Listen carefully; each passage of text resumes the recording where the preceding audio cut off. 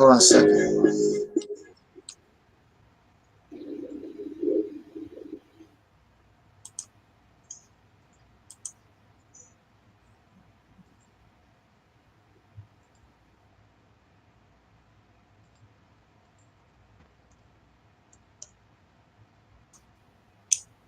Took myself out. Okay. Hello, hello. What up? What up? What up? What up? Hey.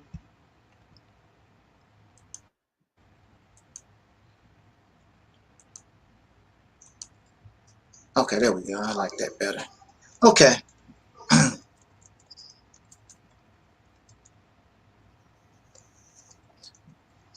As always, in the name of our ancestors, peace forever and always. Welcome to another edition of what we call the Reality's Temple on Earth Internet Ministry. I am the gatekeeper, host of this program, known here on social media, wherever you may find me. I'm known as the Mighty One, Angel Snub Nut 7. I am your soul brother, number one. And we have on the panel tonight our beautiful and very intelligent Sister Noble Levine, the author of a book called God is on Trial, which has certainly upset some folks. And we want to talk about that a little bit. Matter of fact, that's why we're here tonight in response to a review that someone was able to read her book for free via, cause of myself. I shared her book with a Hebrew Israelite, and I wish I don't have those editing skills. I don't know. I wish I could show you the letter that he wrote. When I get off my bed on Facebook, I can scan it and I can put it on my Facebook, and you can read the letter the Hebrew Israelite. Now, it's supposed to be a book review, but this Hebrew Israelite personally knows myself and don't really know Sister Noble, but know of her, but does know me. And so a book review is supposed to be about the book. But this Hebrew Israelite took it and made it a little bit personal. So that's why we're here tonight, because this is a reflection. They're calling themselves a Hebrew Israelite. So I'm responding not even to this person as far as on a personal level. We are responding to the mindset of the Hebrew Israelite. Now, I want to make a disclaimer, because I do know that there are always exceptions to the rule. There's always an exception to the rule when it comes to Christians. All Christians are not the same. All Pan-Africans are not the same. Don't get everybody that's Pan-African confused with Dr. Umar Johnson, because all Pan-Africans are not like that. Matter of fact, a lot of Pan-Africans don't have nothing to do with Dr. Umar Johnson. All Black Muslims are not the same. All Black Muslims do not follow Farrakhan. They doing their own thing. There are people who follow Elijah Muhammad's teaching have nothing to do with Farrakhan or Eric Muhammad or Silas, or none of these people.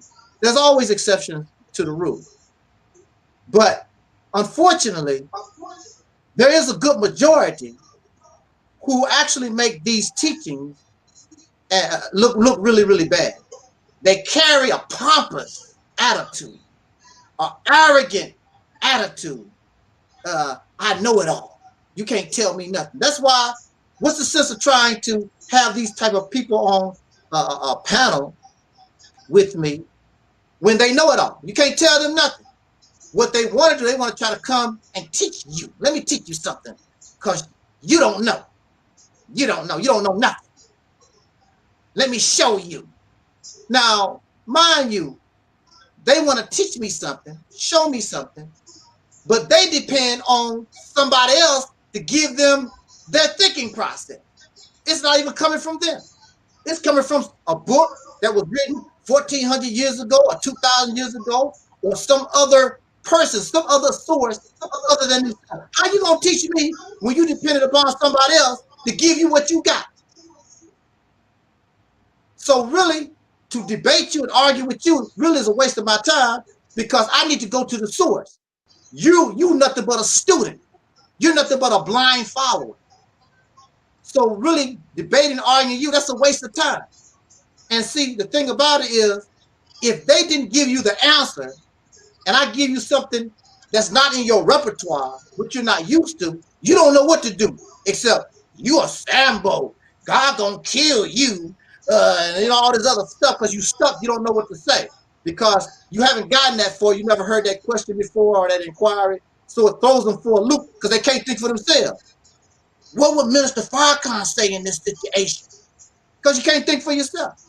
I don't need that. And on top of that, I can easily say, brother, you made a good point. Or, I don't know. Sister, you made a good point. Or, I don't know. And if I tell you I don't know, what else do you expect from me to say? I told you, I don't know. Or if I tell you, that sounds sort of logical, okay, I'll ride with that. Now, there's something that I always say that make a lot of these folks upset. I don't agree to disagree. When you talk about, okay, well, we're gonna have to agree to disagree about the belief, you know, the existence of God. No, I'm not going to agree to disagree. God don't exist. I'm not agreeing to disagree with that. You need to prove that. You need to show clear, convincing, overwhelming evidence to show that your God exists. Tonight is your perfect opportunity. Bring your God to the live stream. StreamYard has now made it so 10 people can join the live stream. Plenty of room for your God. If your God needs 2 spaces, I give it to him.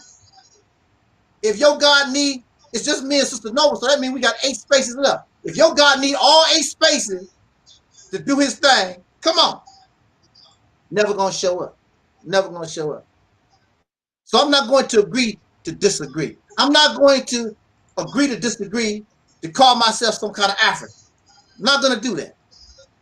Because we're not. I had a brother on my one of my videos I just put out talking about how soul brothers and sisters don't understand genetics, the DNA thing, and you don't. You understand just enough so that you can believe that you're some kind of African or whatever. Where are these people getting the DNA to compare yours to? Where are they getting it from?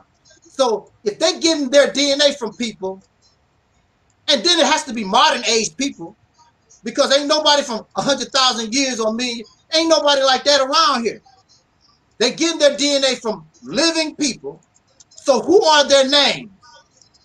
You only talk about, my family come from Angola, my family come from Nigeria. Who are these people? If African ancestry has a 30,000 sample database, and they comparing your DNA to other people, then who are these people? What is their first and last name? And apparently they must be kin to you. They must be related to you. And then you can get on a plane and go visit them, and they'll look at you like you crazy and send your happy ass back to the United States. Because that's what will happen. They don't know what the hell you're talking about. I'm not listening. I never was looking for you. You're not no kin to me. But see, that's your delusion. Just like Christians want to believe the Noah's Ark story. Somebody found an old wrecked up ship on a mountain. Noah's family itself couldn't hardly get on the ship, let alone elephants and tigers and bears and all this other stuff, all the animals of one kind. They couldn't get on the ship, but they want to believe in the story. That's Noah's Ark. No, that's just some boat or whatever. Who knows how long it's been there or how it got there. Some of these tornadoes and storms can blow these heavy things anywhere. There was just a storm in California. I just saw a video. The wind just grabbed a tractor trailer rig and just threw it across the highway like it ain't about nothing. But we want to believe these things. And that's the thing about belief.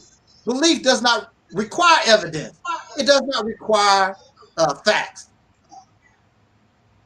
So I don't know why these people that believe in stuff always talk about looking for facts, DNA, and all these and different sources. Look, don't go through the trouble. Either you believe or you don't. Because see, if you're looking for facts, if you keep digging, you're going to find out that your belief is a lie. It's cartoons, and fairy tales and myths. That's all it is. But you only go so far so you can feel good about yourself, about your belief. I mean, just feel good about it. Don't try to get no evidence, because if you keep digging, if you keep searching, you're going to find out it's nothing but fairy tales, cartoons, myths. That's all. So it's incredible to So, me. you know, with that being said, I'm gonna go over what he wrote. Yeah. I'm gonna go over word for word what he wrote. But Yeah. first, I just want to say this. I want to say this right now about the Hebrew Israelites. The Hebrew Israelites does not respect or regard women, period. No. I just want to start out by saying that. Because, you know, first of all, they teach that women are to remain quiet in the church. They teach that women cannot teach or bring any Bible lesson in the church. They teach that women have to cover their hair before entering the church.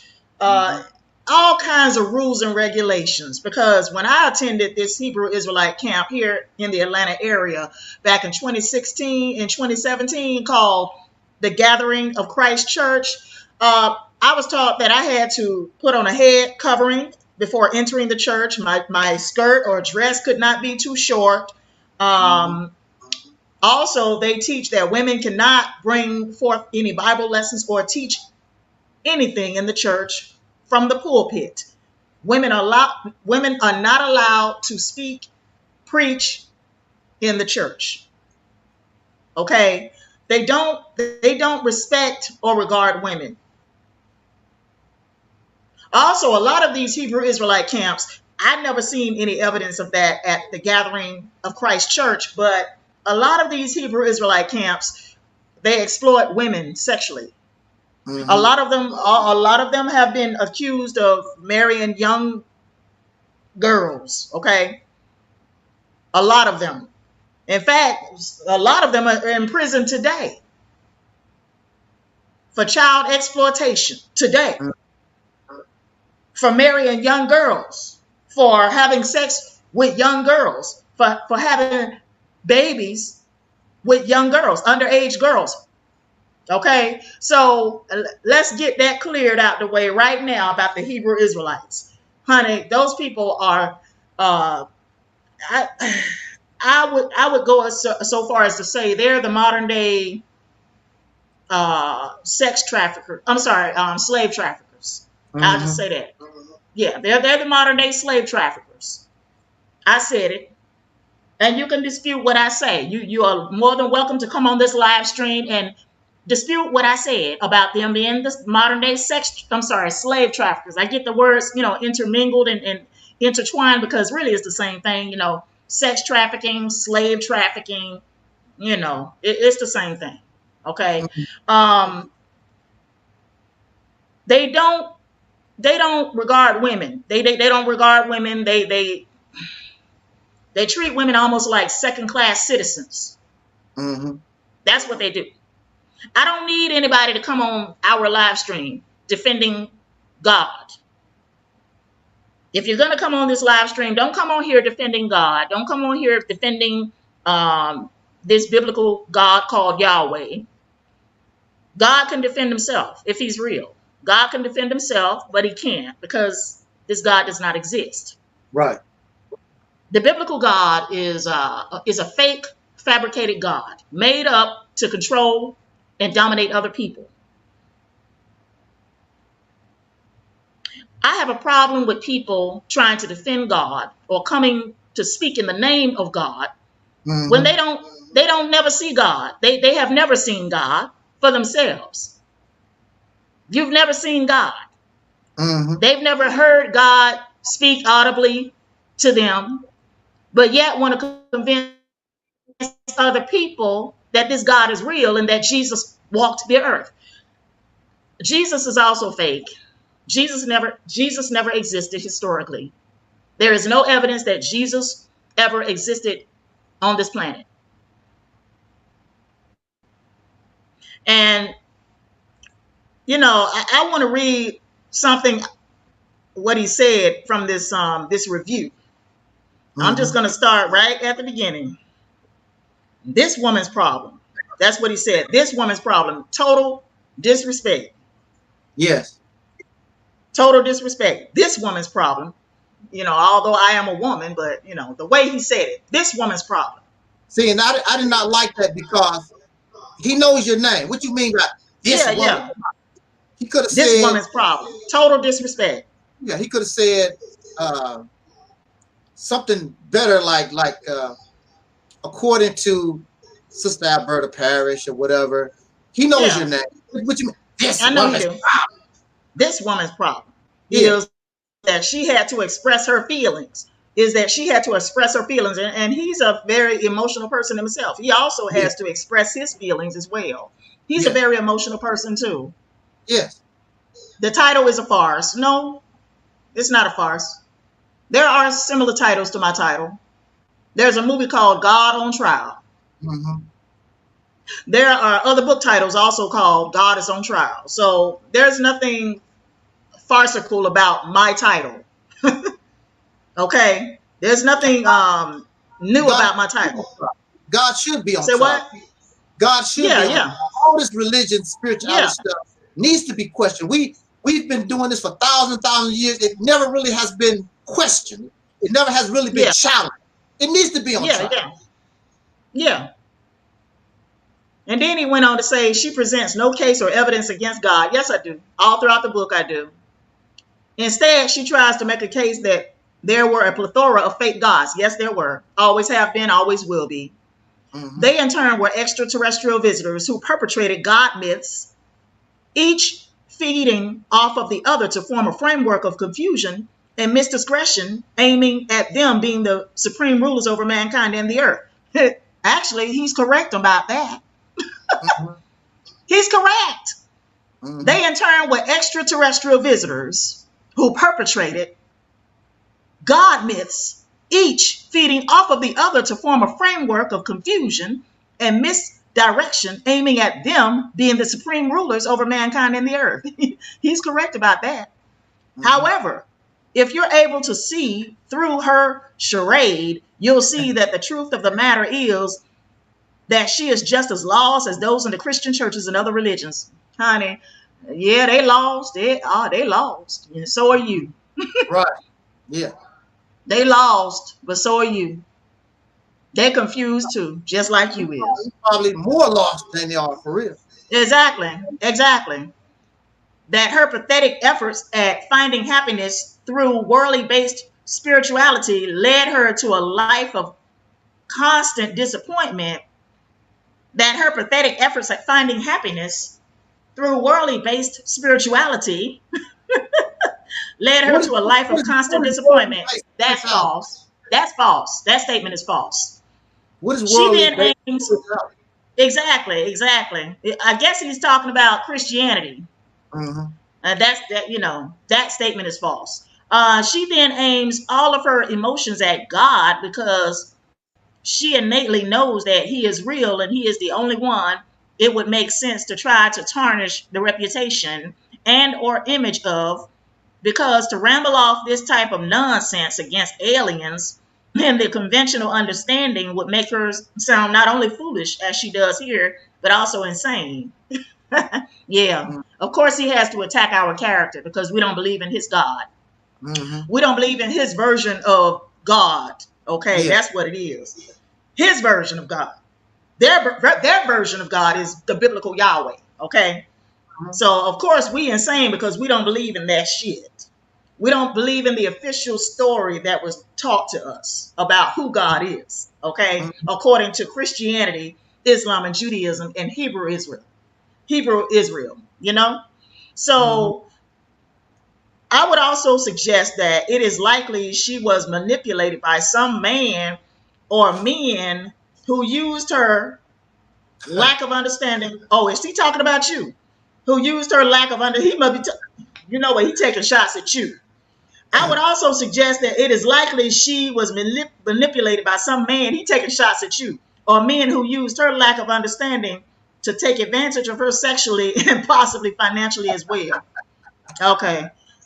Yeah, right. Huh?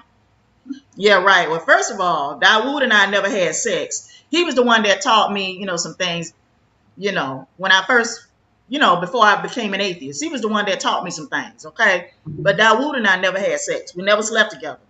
So he's wrong about that, okay? I would also suggest that it is likely she was manipulated by some man or men, even when I was running with Ibn'rad squad. Mm-hmm. I never had sex with neither one of them guys. None of them. None of them. None of them. Black son tried to get in my panties. He tried, okay? Never made it to second base. Okay? But anyway, with that being said, she doesn't sound very intelligent, so they probably manipulated her politically as well.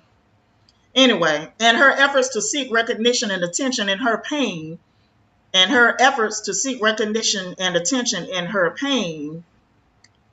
went invalidated. I don't know what he's talking about. Okay. I don't know what he's talking about. When she sought equality from brothers who know that they are Israelites, I never sought equality from them. What is he talking about? When she sought equality from brothers who know that they were Israelites, she was utterly dejected to find that she is not equal and actually was expected to stay in her place and serve the role that God had laid out for her and all of our women per the Holy Scriptures. That's what he see about his wife. She need to stay in her place too. Yeah, of course. That's how he treat his wife. Didn't I tell you? That's how he treat his wife. She need to stay in her place. He trying to put her in her place. Yeah. Okay. Or keep her in her place. Thus she ran back to the world. Oh, ran back to the wild, he said. Not to the world, but to the wild. With her tail between her legs, looking for redemption again. I'm not looking for no redemption. I ain't looking for no redemption at all. So I don't know what he's talking about there. I don't know. And all of that is what brought her to you. From you, she sought out the redemption, validation, and what she thought she deserved from this twisted world. You were to be her savior and the one to worship her as not only a black woman and diva, but as a god in her own right. If you find that hard to believe, look back and examine your relationship. Her words tell more about her than those unfounded and inconsequential words in that waste of a book. This is going to be the same agenda she has with the men and or women that follow you. She wants immediate validation and confirmation that she is worthy, equal, and better than her black brother and fuel her ambitions of equality with Edomites. Anyway, that is her ultimate goal that she does not express in those sorry lines in that book. She and others like her will forever be lost because their hopes and expectations are based on this foul system can only lead to destruction. Their only hope is the rebuilding of their mind through the gospel of the scriptures and by the teaching of knowledgeable Israelites whose only agenda is the salvation of the black nation. Thanks for the book. Now you can burn it. Anyway, your brother is a misogynist. Yeah. He's definitely a pathological liar, and he was taking shots at you also. Yeah. Or trying to take shots at you. That's what he's trying to do, really. Trying to take shots at you. So, what brought her to you? Well, first of all, I met you after I became an atheist online. On social media. That's when I met you. That's when we started talking. You knew about me, but we didn't start talking until after I became an atheist. That's when we first started talking many years ago. But I guess he didn't know that part. He didn't know that part. No. But, as far as 2008. What? That can go back as far as 2008, something like that. Yeah. But as far as him saying she doesn't sound very intelligent, how does he assess that I don't sound very intelligent? My book was well written. Yeah. My book was well written. My book. You don't have to believe, and you don't have to believe in what any book says or whatever. If something is well written, it's well written. It don't make no difference whether you agree with it. Yeah. Somebody have those type of skills. If I can drive a car with a skill, it don't make no difference whether you like me or not. I can get down. You see that I can drive. So, but see, it's all that prejudice and bias simply because they know that you don't get down with their like beliefs. they do. Yeah. Because they couldn't control and dominate me. See, Yeah. that's what he want women to be, controlled and dominated. You know, like a lot of them. He's not the only one that's like that. Want women to be in their place or stay in their place and control and dominate women. Okay, and he see this woman right here who was, you know, outspoken, you know, got a lot of confidence, outspoken. You know, he see me and he see me as a threat. Because I'm not one of those that you can dominate and control and shut up and shut down, you know. So obviously I'm a threat to him because I don't represent the women that he wants to control and dominate. See what I'm saying? I represent the opposite. You know, he controls his wife. He controls his children. He wants them to stay in their place. He want to keep them in their place.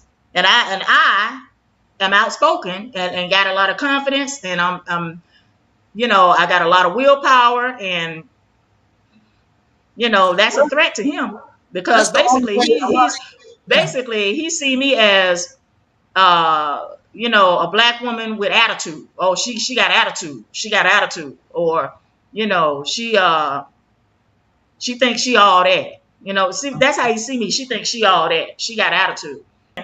You know, that and he ain't the only man. He ain't the only man I met like that. Even in the church. Oh yeah, even in the church, a lot of them control and dominate women, or want to control and dominate women anyway. Well, you know, I mean, they have no control. They have no control in this society. They not the dominant species in this society. So obviously, they want to control the women that's under them. They want to control the women that's in their household, or the people that's in their household, because they don't have any control in this society. They're not the dominant man in this society. And you know, black men are not the dominant men in this society. Let's just keep it 100. And see, you know, the Hebrew Israelites, they inflate his ego because they tell him that he's a chosen child of God, and you know, he's chosen of God, and therefore God is going to save Israel. God is going to save Israel from the Edomites. The Edomites is supposed to be the white man. Okay, the Edomites are supposed to be the white man, right? So, you know, they tell them guys, oh, God is going to save the Israelites, you know, in America, meaning black folks, from the white man. And I got news for you. God ain't going to save nobody from the white man. Nobody. You got to save yourself. You have to save yourself now, black man. You got to save yourself. You got to fight. It's time to go to war. You got to fight. Otherwise, you know, you're going to remain in this system, you know, in a subservient position. You got to go to war. Plain and simple. You got to go to war. And, you know, that could be a revolution, whatever it looks like. That could be a revolution, and no revolution has ever been fought without bloodshed. Let's just keep it 100 right now. No revolution has ever been fought without bloodshed. Okay? So if you want conditions to change, you're going to have to go to war. Now, you know, you can sit up here and talk all the shit you want to talk about. Black women this, black women that.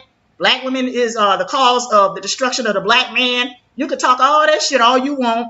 You can let those folks at the Hebrew Israelite camp convince you that women are the cause of your problems, the cause of your problems. But baby, you're the reason for your own problems, because you're a coward. You're a coward, and you don't want to fight back. You don't want to go to war to change your conditions in this country. Okay, you wanna be in the position with the white man. You want to be in the position with the white man, or you want to take over the white man position. I just say that. You want to take over the white man position. But baby, they're not going to give up their power easily. They're not going to give up their power and control easily. So, you know, you can talk shit about me all you want. I know you're a misogynist. I know you control your wife. I know your wife has probably got low self-esteem. And, you know, it is what it is. She probably got low self-esteem, like a lot of them. A lot of religious women got low self-esteem. A lot of them, especially if they grew up in the church, a lot of them have low self-esteem. They let men walk all over them. They in abusive marriages, a lot of them. A lot of black women also are single in the churches.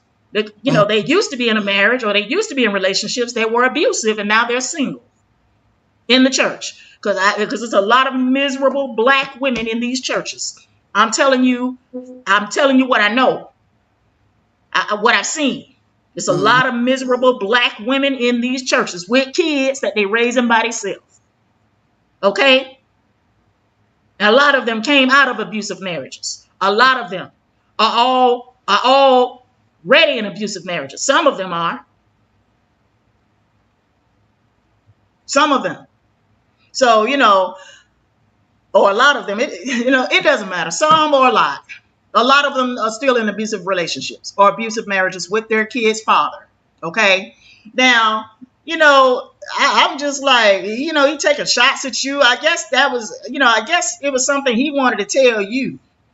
It was something he wanted to tell you to try to, take shots at you or to try to get you told, because it's something he got something against you.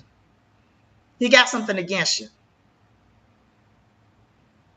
He's got something against you. He wanted to let you know in the letter that he wrote, Mm-hmm. Well, his journey started in the Christian church. Yeah, I know. And he was doing that for years. And he was telling us, trying to convert us to, I don't know exactly what form of Christianity he was trying to call himself practicing. But I'm gonna tell you now. This dude has lost his fucking mind. I would not be surprised. I'm not trying to be funny. I would not be surprised if he come at you again. Well, he can do that. That's a lost cause. I would not be surprised. I'm telling you, this dude has lost his goddamn mind. He's in the Hebrew Israelite camp. I know. Hey, some folks are fucking crazy. They are crazy. We was having a family gathering, little get together. And he gonna spread that shit. I'm telling you, every goddamn family gathering y'all come to, that motherfucker is gonna start talking. He gonna start talking. I'm telling you. You may not believe me. You may not believe me. I'm telling you. Them motherfuckers are crazy. They are fucking insane. I dealt with them a whole year. I dealt with the Hebrew Israelites. I know how they are. Well, this is the result. Okay, first of all, he didn't have nothing coming. And the little children that was there, they really don't understand what's being said. They really don't know. But they knew enough to be on my side. And he didn't like that. Matter of fact, the whole family is on my side. They didn't care nothing about all that stuff, that Hebrew Israelite stuff he was saying. And he got so frustrated, he left the room. Because even the children was like, "Oh, go on with that stuff." Are you serious? Yeah. And I teach now. If you don't want your children to understand reality, keep them away from me. Because my little nieces and nephews, and when they come around me, I'm getting all that spooky ghost stuff out of them. All that religious garbage. And I tell them all the time, I sit there with them, because they come to me spooky. You ain't going to leave spooky. I'm going to explain to you the reality of things. They all spooky, talk about the ghost, and I seen this. I said, no, that's your imagination. I said, they done spookified your mind. They spent the night with me, and they went home not spooky no more. They said, they tell their parents it's an explanation for these things now. It was my imagination. And that's what it is. It's, all that spooky myth garbage. And so, he was really frustrated because people listening to what I'm saying, and that's because I'm keeping it real. You ain't know that stuff that they're talking about, you cannot even prove it. It's called belief. Either you believe or you don't. And it sounds like some fairy tale cartoon stuff, because that's what it is. And I don't go backwards. I go forward. Like they say in your scripture, when I was a child, I spoke like a child. I believe that stuff. I didn't know no better. I'm grown now. Don't bring me no fairy tales and gods and spirits and flying around the universe and all that kind of good stuff. And even if that is true, I'll deal with it when I die. That's not real here. Here, it's not real. And see, that's what they need to understand. Yeah. If it is real on the other side, cool. We not on the other side. We here in the flesh. And that's what you deal with every day. The flesh. You don't deal with flying around and spooky stuff. Well, some do. They claim they can fly out their body and they go into some kind of zone and they go off into dimension X and these different realms. And yeah. Of course. You can't prove it. Take your cell phone with you. Bring a picture.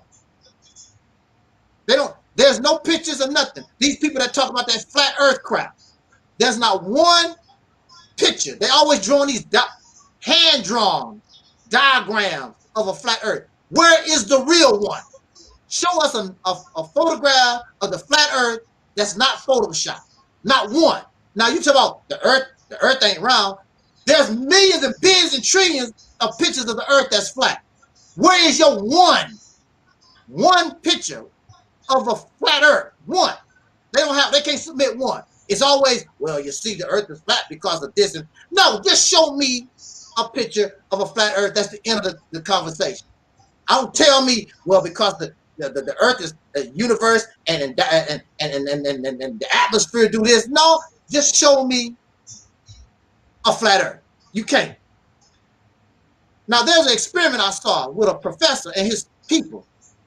They bought a rocket, you know, a model rocket. I don't know how much this rocket cost. It must cost a pretty penny. This professor took him and his student. They put a camera on this rocket, and they shot this rocket up in the sky, because you know that rocket can go high enough where it can actually go above and can see the whole planet. And then once it comes down, they got the picture. The earth was round. So the only thing you got to do, too simple, y'all cheap ass. Go get you a rocket, put a camera on it just like this professor, and let's see what kind of pictures you get with your cheap ass. It's very simple. They talk about, that ain't, no, do that, prove it. It's very easy. Buy the rocket, put your camera on there, let it go up in the air. When it come down, show us your pictures of your flat earth with your cheap ass. If I believed in stuff like that and wanted to prove my point, let's get a rocket. Everybody get their money together. I don't know how much these rockets cost. I think it's a few $1,000s, whatever. And they too cheap to do it. Cheap ass. But that would end the conversation right there. Yeah. They want to come on this brother Sanchez guy. He's the one that's spreading all this flat earth crap. And have no evidence. He want to show all these hand-drawn diagrams and this pseudo-science crap. I don't want. It's easy. Just show us a picture of your flat earth in real time. At least one. They don't have not even one. But going back to these sorry-ass religious people, they make me so sick. See, they so arrogant. I'm a nice guy. Just to know I'm a nice guy. People that don't know me, I'm very quiet. I don't do all this talking. When I'm around you, Sister No, do I do a whole lot of talking and stuff? I'm not a talker like that. People think, oh, you make YouTube video, you just like to run your mouth and talk and debate. No, I don't. I do more listening than I do talking. And since I do more listening than talking, I listen to what you say and I'm analyzing it. I'm examining it and I'm running it through my mind. Do this make sense or it don't? But I don't do that. But I'm a nice guy. I'm a nice guy. I'm easy to get along with. I got along with crazy people. I was in the nut house for 10 years. I got along with these supposed to be crazy people. I had very little problems with people that's supposed to be crazy. I have more problems with the people that's supposed to be sane. Matter of fact, when I left the crazy house, a lot of those people actually shed tears. They didn't want to see me go. Because that's the kind of relationship I had with them. Including the staff. There was a lot of people I was just cool with in that place. I try to get along with everybody. But if you do me wrong, it's a whole different ball game. Do me wrong. Whole different ball game. When we become enemies, and I know I didn't do a damn thing to you, it's on and pop. You know, just go on your merry way. Because you can't handle me. You cannot handle me like some of these guys, they want to talk. You're not able to out-video me because you're wrong in your position. Not only am I articulate, not only can I present my case, but I'm right. And that's what makes it so devastating to you. I remember I had O'Shea Jackson. He was upset with me. He was explaining to me why he was upset. And then he said, I flipped the conversation and made him made him the bad guy. No, you ain't in error, sir. I didn't flip the conversation. You just in error. You're too emotional. He was crying. That's a long story too. But anyway, he was just crying over some stuff that, I mean, you too old for that. And then I apologized to him. And he still.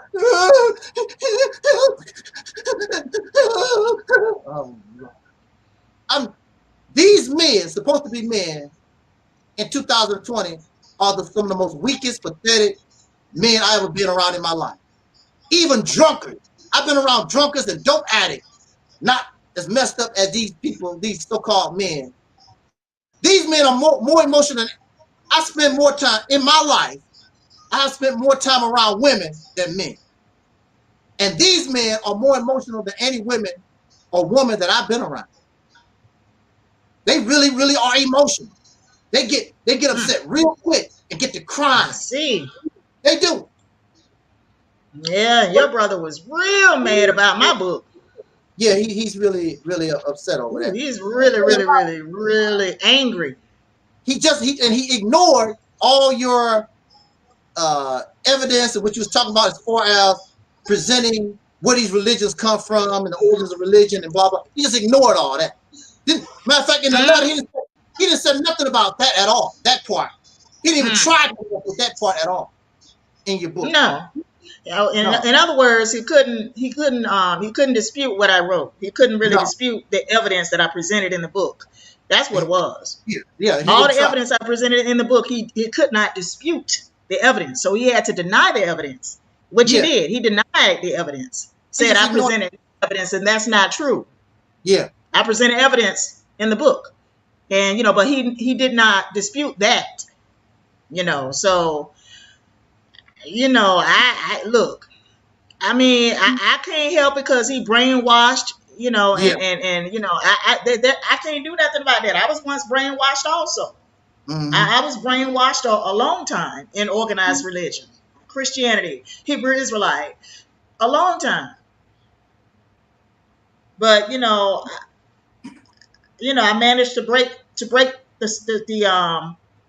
brainwashing program. That's what I did. I managed to break the brainwashing program. I looked around at my condition, my situation. I was like, oh, hell no. Mm-hmm. Oh, no. No. All this praying and worshiping I'm doing, and I'm paying my tithes and offerings in the church. Okay, I can't get no better than this. Like, what's the point of me coming to church? What's the point of me continuing to worship and pray? What's the point if I'm going to continue to, to be in this situation, whether mentally or financially, you know what I mean? Or emotionally, if I'm going to continue to be downtrodden like this and suffer like this, I don't believe in all that damn suffering. All that suffering, I don't believe in all that goddamn suffering. That's one thing I have a problem with. And I'm telling you right now, I have a problem with that shit. Never ending. I have a problem with it. Because, I don't believe in all that goddamn suffering. I'm not justifying the Jewish Holocaust. I'm not justifying the African Holocaust. I'm not justifying the Native American Holocaust. I'm not justifying the European Holocaust. There's no justification for that shit. There's no fucking justification. I don't care what nobody say. There is no justification for what them goddamn folks went through during World War II and before World War II. There is no fucking justification for motherfuckers doing heinous medical experiments on children and women and men's, cutting off their goddamn limbs, opening children's stomach up with no goddamn anesthesia. Mm-hmm. There is no justification for what those people did to those Jews. Okay, taking them out to the concentration camps, taking certain groups to the gas chamber while other groups worked as slaves in those death camps. There is no justification for what happened, okay, to our ancestors. Mm-hmm. There is no our ancestors, okay? I'm not talking about the European Jews now. I'm talking about our ancestors. Follow me. There is no justification for what happened to the Native Americans. I don't give a goddamn what happened 3,000 years ago or 4,000 years ago. There is no justification for human suffering like that to ever go on in this world. No justification. I don't give a goddamn what you say. You can say, well, you know, the Jews, they sinned against God, and they did such and such in the wilderness, and they did such and such in Egypt, and they did such and such. There is no evidence that there was ever any Hebrew Israelite slavery in Egypt. That's another thing. I'm here to dispute that. I'm here to dispute that also. There was no goddamn Israelite slavery in Egypt. Right. Okay? There was no Israelite slavery in Egypt. Those people that they call the Hebrews in the Old Testament under Moses, under Abraham, did not fucking exist. That's a mythical people. That's a mythical people. I'm talking about in the Old Testament. I'm talking about in the Old Testament. Okay? Follow me now. Follow me. I'm talking about the people that existed under Moses and Abraham in the Old Testament. I'm not talking about the folks that, you know, existed like, say, you know, by the time Alexander entered Jerusalem in the 4th century BC. I'm not talking about them people. Follow me now. There's a difference, because a lot of folks get it twisted. What I said was the Hebrews in the Old Testament under Moses and Abraham are a mythical people. There was never any Israelite slavery in Egypt or Kemet. I'm not talking about the folks that existed in Palestine by the time Alexander the Greek entered Jerusalem in the 4th century BC. That's the 4th century BC. He entered Jerusalem by around 323 BC. Okay? Now, I just had to clear that up because a lot of folks get confused. They get confused. Okay, they get confused. Now, we're talking about Canaanites. That's what we're really talking about. Those people were Canaanites. They were Canaanites. That was the land of Palestine. They were actually Canaanites, not fucking Hebrew Israelites. There is a difference. There is a difference, okay? I just had to clear that up because a lot of folks are confused about that. They're confused. There was no such character as Moses. There was no such character as Abraham, Isaac, Jacob, King David, King Solomon. These are mythical characters. They never historically existed. Just like Jesus. Jesus is also a myth. Okay? So, you know, I don't give a damn how mad motherfuckers get with me about my book, about what I say. But y'all will never dispute nothing I said in my book. I noticed that. You'll never dispute nothing I said in my book. Bring your evidence to disprove what I said in my book. Bring your evidence to disprove everything I said in my book. Otherwise, you just talking shit. That's all you doing. You just talking shit, you're gaslighting. Because if you can't bring evidence or proof to dispute every goddamn word I said in my book, you're gaslighting. You're gaslighting. And you just full of shit. You cannot prove that the biblical Yahweh is real. And that's your problem. That's your problem with me. Because you can't prove that the biblical Yahweh is real. And that Jesus Christ is real. And that we should be worshiping Jesus. You can't prove why we should be worshiping Jesus. Even if there was somebody, which there wasn't, because first of all, the letter J did not come into existence until the mid 17th century. So there was never anybody called Jesus, okay, by the 1st century AD. See, a lot of y'all don't even know the difference between BC and AD. A lot of y'all don't. There was never anybody by the name of Jesus, okay, that walked the earth in the 1st century AD. They got another name for him. Say what? They have another name for him, and they don't. it doesn't have the J in it. You know, they have another name for Jesus. They don't call him Jesus. They call him some other Ishawa. I don't know what I don't know. But anyway. Oh, Yesha, or Yeshua. Yesha. Yeah, Yeshua. Aramaic. Yeah. That's Aramaic for Yeshua. Aramaic is, I guess, Yeshua, Aramaic. But actually, in the English name, his name would have been Joshua, not Jesus. Mm-hmm. In the English name would have been Joshua, not Jesus. Okay? So that's another thing. A lot of y'all, y'all better go and study for yourself. You better go study for yourself, because a lot of y'all don't even realize that name Jesus, there were never anybody by that name Jesus in the 1st century AD. You better go study. And actually, his English name would have been more so like Joshua.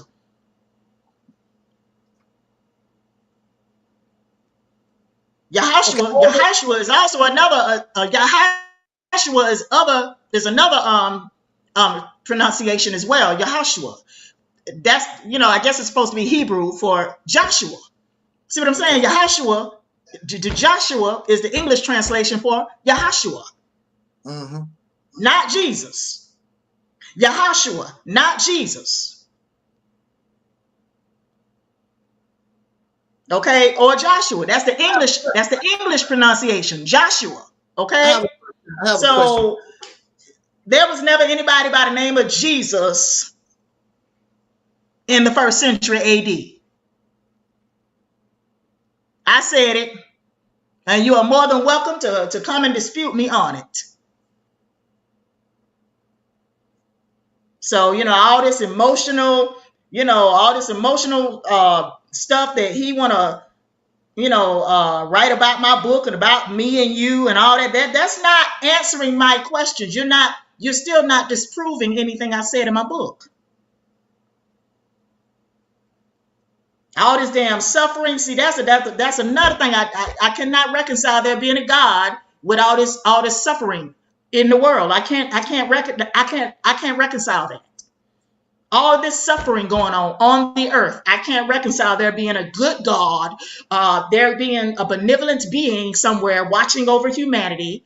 Okay, well, if there is a benevolent being watching over humanity, and he claims they have created humanity, why the fuck you let the Jewish Holocaust happen? Why you let the Jewish Holocaust occur?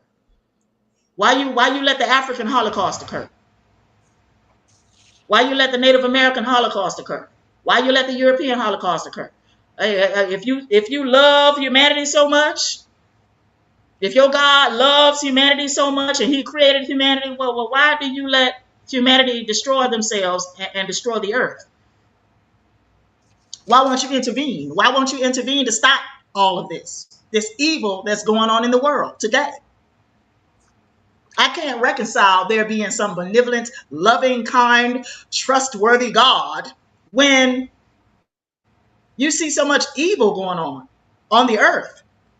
Children being raped, murdered, dismembered, abused, sodomized. Children being medically operated on with no damn anesthesia. Yeah, they did that to kids, to kids in the death camps throughout Europe. All in the 1930s and 40s. They did that to kids in the death camps. They operated on goddamn kids. They opened kids up with no anesthesia. They did all kinds of just atrocious medical experiments on human beings in those death camps. But I'm supposed to believe that this God, Yahweh, is so real and he exists, and I'm supposed to believe that God loved me. I'm supposed to believe that God loved me, the biblical God loved me, and Jesus loved me. But gonna let shit like that happen on this planet? No. I'm supposed to believe that God is real? No, I don't. I want to explore real quick the origins here of this teaching. I did a quick search, a quick look at Wikipedia, and I look up Hebrew Israelites, and it says a belief that, I think it said a belief that some Black Americans have, that they are the chosen people, or they are the ancient Israelites, or something to that effect. This belief. Now,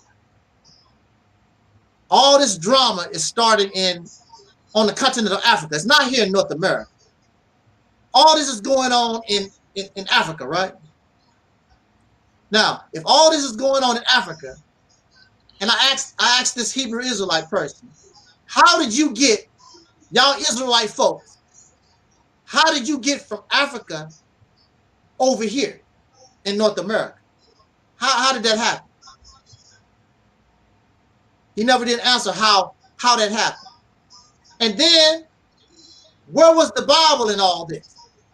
Because if you're saying that you come from Africa, I don't know how you ended up here, but for over 100 years, the Edomites, that's the term that they use for white folks?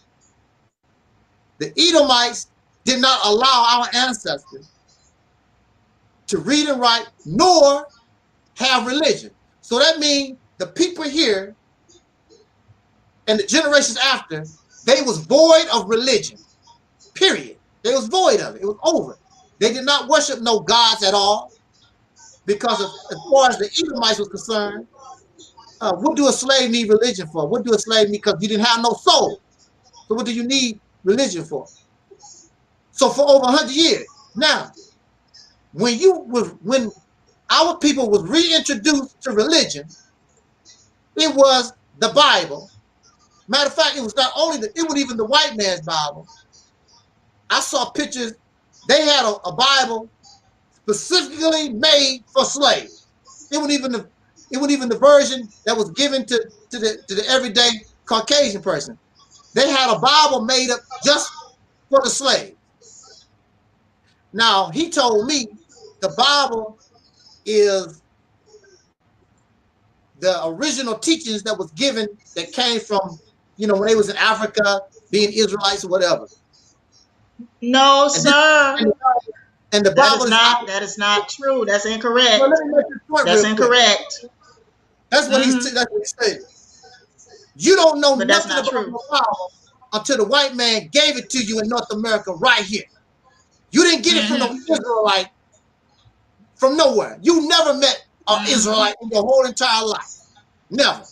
The costumes that you put on, and you don't even know, you can't even make up your mind what an Israelite look like, because all these Israelites, they all dress different. Some look like some look like they sheep herders. Then some put on all these different purple crazy robes, and they don't even know it's their imagination of what these people are supposed to look like. But one thing for sure, they did not give you the Bible. You got the Bible from the Peckerwood. That's where you got it from. That's a fact. It did not drop off the sky to you. And so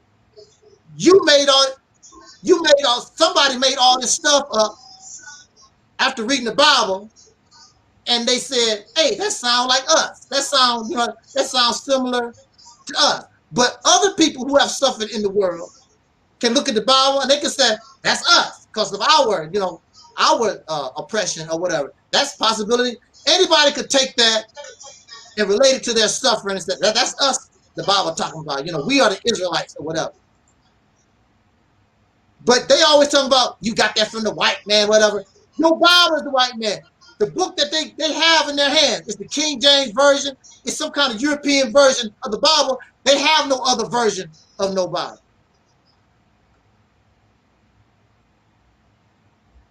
So where's the origins of all this stuff coming from? Because an actual living Israelite did not teach you anything. Where's all this stuff coming from? It didn't come from no Hebrew Israelite. Nor did it come from God. God ain't told y'all nothing. God didn't come out of the sky and taught you nothing. You ain't never seen this God. The Bible is a human book. The Bible is a human book. That's it. It's a human book. That's all it is. It's not a God book. It's a human book. The Bible is only a human book. It's not God's word. Both of these books Allah or this God don't even claim these books. Because your book is God is on trial by Alberta Parrish. When you look at the Bible and Quran, there's no author. You just assume it's God. If it's God is the author, why don't y'all say written by Allah, written by Yahweh or something? God don't even claim, this God don't even claim the books. And some of these so-called holy scriptures is copywritten. How can you copyright something that's presented by this God? Plagiarized. Plagiarized. That's what it is. The Bible is a plagiarized book. The Bible is a plagiarized book. And it's a fictional book. It's fictional, it's plagiarized, it's a book of myths, a book of fairy tales, and also plagiarized. Yeah, it's plagiarized. Like the Genesis flood. The Genesis flood and the Genesis creation are plagiarisms. They're plagiarisms from the Babylonian creation story. Mm-hmm. Yeah, you know, the Genesis flood and the Genesis creation are plagiarisms from the Babylonian creation story. The creation story and also the flood myth that came from that area, from ancient Babylon. That's what it is. You know, it's not, the Genesis account is not original. There's nothing original about that story at all. You know, so your brother doesn't know anything. He doesn't know anything. He has not presented any real evidence against what I said. No. All he has to say for himself is, and I quote, all he has to say for himself is, and I quote, she has presented no evidence or case against God. That's all he had to say. That's all. He ain't said nothing else. He didn't present no evidence against what I said. I want folks, you know, in fact, he confirmed what I said in one sentence. They in turn were extraterrestrial visitors who perpetrated God myths, each feeding off of the other to form a framework of confusion and misdirection, aiming at them being the supreme rulers over mankind and the earth. Yeah, he got that right. He got that one right. He has not presented any proof or evidence to dispute anything I said in my book. The only thing he can say is she presents no case or evidence against God, which is totally untrue because I presented a lot of evidence against God in my book. You know, a lot. I have a chapter also called God Might Be the Biggest Mass Murderer. God might be the biggest mass murderer. Yep. According to the I presented plenty of evidence against God. Plenty. Yes, according to the scriptures, this God is the biggest mass murderer. Always killing everybody. Always getting upset with people. Oh, I'm just gonna kill you and wipe you out. I'm like, what is your problem, man? You know, as soon as he get angry and upset, he want to wipe folks out, flood them out, burn them up, you know, all kinds of torture. And then he wants your loyalty like he's a gang member or something. Well, yeah, exactly. I'm like, no, baby. I want you to check your son up on his mountain and slice his throat. Like, damn. Even the gang. No, you're not gonna mistreat me and then demand my loyalty. You ain't gonna mistreat me and allow all kinds of evil to happen to me and then demand my loyalty. No, not going for that. I want to know what good has this God done for anybody. I really want to know. You know, he can punish real fast, but I don't see the rewards. You know, okay, if you can murder all these people because you get mad and angry, now where is these great rewards on that scale? You know, all the beautiful thing. You know, all the beautiful houses, good food, friendships, and all walks of life. You know, when do this God ever treat anybody and give them a reward? You see, he can punish you and threaten you, but I don't see no reward. Exactly. And why is God always referred to as a he? It's always a he. And when you look at the Bible and the Quran, it's all about the he. It's all about the men. It's about Abraham, about Joshua. It's about Jesus. It's about Muhammad. All these men, like, damn, ain't no women around in the Bible. Y'all sound gay as a mother to me. In the Old Testament, they mention a female judge called Deborah. Yeah. She was a judge over all of Israel. And they mention a few women like, you know, Mary in the New Testament. They don't do nothing of no significance. They don't do nothing of no significance. And they're not talked about really at all. Period. Yeah. Anything of substance, the men did it. Abraham, Lot, Noah, Muhammad. It's always about the man. And the God is a man. If God is a spirit, why are you saying he? You should say it.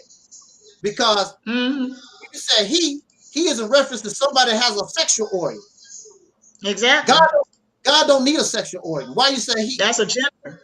That's a gender. Yes, that's a gender. But it's always That's a about gender, yeah. It's always about the men. And I don't understand women who get caught up in these religions, because just like the Hebrew Israelite told me, it does say that in the scripture. It does talk about the Bible and Quran put women in a slave-like condition. These folks do that. He's right about that. But at the same time, the book was written by men. It was not written by no God. It was written by men, women hating men who want slaves. And apparently they must be in love with men. And they always talk about this homosexual stuff. That sounds gay as hell. I don't want to be surrounded by men all the time. I don't want men on my wall. I don't want to be talking about men and he did this and the Honorable Elijah Muhammad, Malcolm X. Listen, all these men, I want to be around some women sometimes. That's the reason why when I was in the Nation of Islam, I tried all the time to get with the sisters. Brother, go help the sisters. Go help the MGT. The other brothers, they want to do macho stuff. You know, they want to stand, post, and I want to go be around the women. I was happy to be around the sisters. I don't want to be around men like that. Oh, these old hard legs. I don't want to hear about men. I don't want that sound. And then they the main ones about God is against homosexuality. Y'all sound gay as hell. You talk about men all day. You put men on your wall. It's all about men. I don't want to see no men like that. I can't do it. They don't have no problem with man all the time. I can't do it. That sounds gay as hell to me. Your brother don't want to come on his live stream, does he? He's not gonna do that. And then they always he's talking about the white man do this and the white man do that. We're here for the salvation of the black nation. I'm not part of your black nation. And the black nation, black is a racist construct. What you mean? Are you an Israelite or are you black? Because there was no black nation during the time of this so-called Israelite crap. They didn't know about no black nation. They was Israelite. So y'all, you confused as hell. Which one are you? Are you the black nation or are you the Israelite? You can't be both. I bet you bugging his wife right now. I bet you bugging his wife right now. I bet you bugging his wife about that shit. I bet you. Yeah. And then he spent years and years. Yeah, Brother Don said Hebrew Israelites seem to be like they're repressed homosexuals, the way how they praise men. All this blackity black stuff, all this blackity black pro-black conscious stuff, whatever, that's all it is about praising men all the time. They sound gay as hell to me. I love Malcolm X, but I don't want to talk about Malcolm X all the time. I don't want to talk about men all the time. Marcus Garvey, John Henry Clark, it's always about men. And they surround themselves by men all the time. I don't want to be around no men. And plus, y'all pathetic losers anyway. I don't want to be around you, men. You don't do nothing brave. You don't do nothing of any kind of substance. You're incompetent. You're a bunch of losers. You're not smart. Who want to be around somebody like you? But then you're going to find these weak-ass women. See, they don't want to be around women like you, Sister Nova. They want to be around weak-ass women, no matter how much of a loser they are. Don't worry. We've been oppressed for 400 years. It's going to take some time to get out of this. How much time do you need? Anybody that's competent, put a timetable on their work. You want me to fix your car? I get it back to you in 3 days. Nobody want to hear, I'm going to fix your car. Well, you know, things take time. You know, it might be 2 days, might be 2 weeks, might be 2 years. Nobody want to hear that. You know, when people are stealing from you and they're incompetent or whatever, that's what they tell you. Hey, man, you can have my car for a week. But, you know, give my car. well, you know, I ran into some problems, bruh. You know, didn't get the part. You know, they got some kind of excuse for you. These people do not know what they're doing, and the Hebrew Israelites is some of the most pathetic losers because they keep talking about sooner or later God gonna come and get us. When? It's been over 400 years now. When is this supposed to happen? Well, things take time. Nobody in their right mind want to hear that. If you're waiting on the bus, you don't want to hear talk about well, the bus taking its time. That's not even logical. That's not even acceptable. That's only acceptable. That's only acceptable in the minds of people who can't think logically. Because nobody in their right mind is not going to accept these things, and you don't have a timetable. Because we need to see these things. If God is not going to come until the year 3030, so what should we be doing now? And then the Bible say, talk about, well, you know, no man knows the hour. Who's gonna accept that? No. You hungry at McDonald's and want your cheeseburger and French fries, and the cashier come to you and talk about no man knows the hour. What you mean no man knows the hour? You want your French fries and whatever it is you still expect. You serve God and you try to do what God wants you to do, and you don't want to hear no man knows the hour. That's because God don't exist. It's never going to be an hour. Exactly. That's what it is. It's never going to be an hour. He don't exist. He don't exist. That's what it is. And the reason why you can't bring him to this live stream tonight is because he don't exist. He don't exist. It's cartoons and fairy. Your brother too cowardly to come to this live stream. Well, he knows he's too cowardly to come to this live stream. And I told him probably don't want to lose his job. Probably don't want to be online and end up losing his job. Well, it don't make no difference because I told him you can bring you and your creeps with you. You know, your fellow Hebrew Israelite. Yeah. We can all have it out. You can come here. I'll come to your site. Yeah. You explain your garbage. I'm not gonna let that stuff fly. I'm not gonna let you. I'm gonna put you in a position to answer a question I know that you can't answer, and you're gonna want to distract and go to another subject. No, you're gonna answer this, and you're gonna say, I wouldn't let him slide either. I'm not gonna let him slide. You're gonna answer the question. You're not gonna go play Ring Around the Roses and go over here and distract and go to another subject. No, you stuck here, and you are going to submit and to me and tell me that I'm right, or prove yourself as the coward and the liar that you are. Because all that religious garbage is a bunch of lies. And what I was going to say earlier is these people are so arrogant. They get these teachings from the Bible and the Quran, these religious stuff, and the blackity black power, Pan-African. They need to be brought down. Because in their mind, they know it all. In their mind, they 1,000% right. No, you're not. Yeah, they need to be brought down or paid. Well, you do too. Well, do it. Bring me down. Bring me down. Shoot me down. I've been on YouTube since 2007. Nobody been able to do it yet. And the big boys, the big YouTubers, they're not even going to try because they don't want to be embarrassed when they get slammed up. No. Because it'd be looking really, really bad. I'm not going to holler and scream at you. I'm not going to holler and scream at y'all. I'm going to be real civil. I know how to do it. You civil with me, I'm civil with you. But I'm going to show you that what you're presenting is a bunch of bunko. Bull doo-doo. And in your heart, you know it's a lie. I know it's a lie. And some people hold on to things. They've been believing this stuff for 30 years, whatever. You've been believing a lie for 30 years. 35 years. Just because you believe in something don't mean that it was right for 35 years. People been believing stuff for thousands of years, and sooner or later they shown that they was wrong. But we embarrassed about it because some of us been doing this. I mean, how do you think I felt when I found out the Nation of Islam teachers was a bunch of bull crap, bull doodle? That's embarrassing.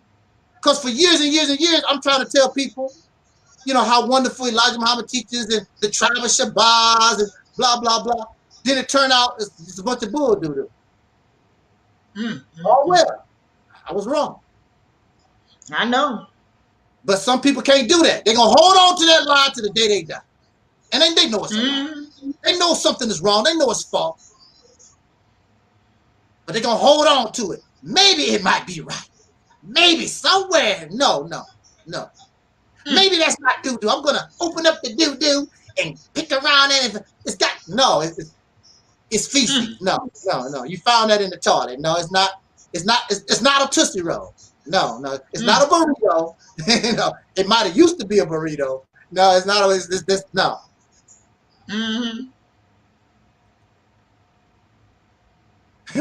Don said, and why do they need to shout Bible verses to prove a point? You know, some of them are out on the street with that megaphone, and Deuteronomy such and such says blah blah blah. They just look crazy to me out there on the street, looking like a sheep herder. It's summertime in New York, and they dress like a sheep herder, and you don't see no sheep.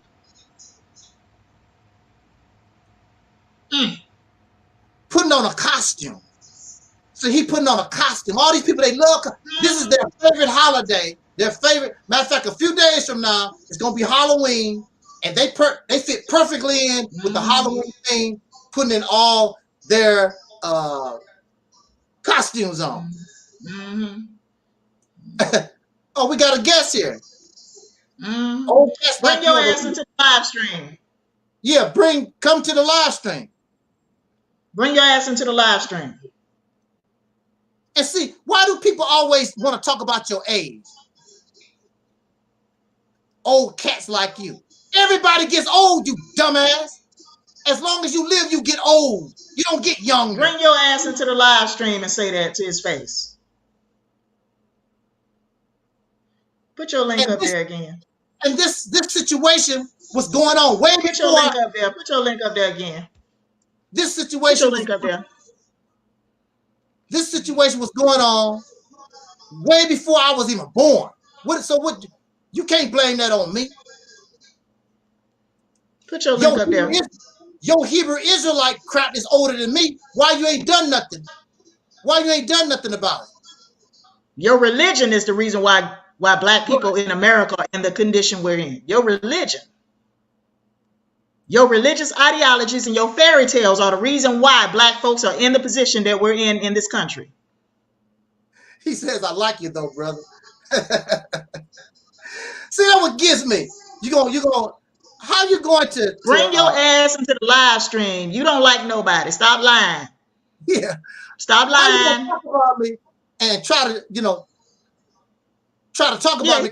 Condescended you. He condescended you, and then gonna talk. Then gonna talk about how he like you. No, you don't like nobody. Stop lying. You don't like nobody. Bring your ass into the live stream. You don't like nobody. Bring your ass into the live stream. So y'all got a problem with black women like me, outspoken black women like me. Y'all got a problem with that because he can't control me. Can't control and dominate me.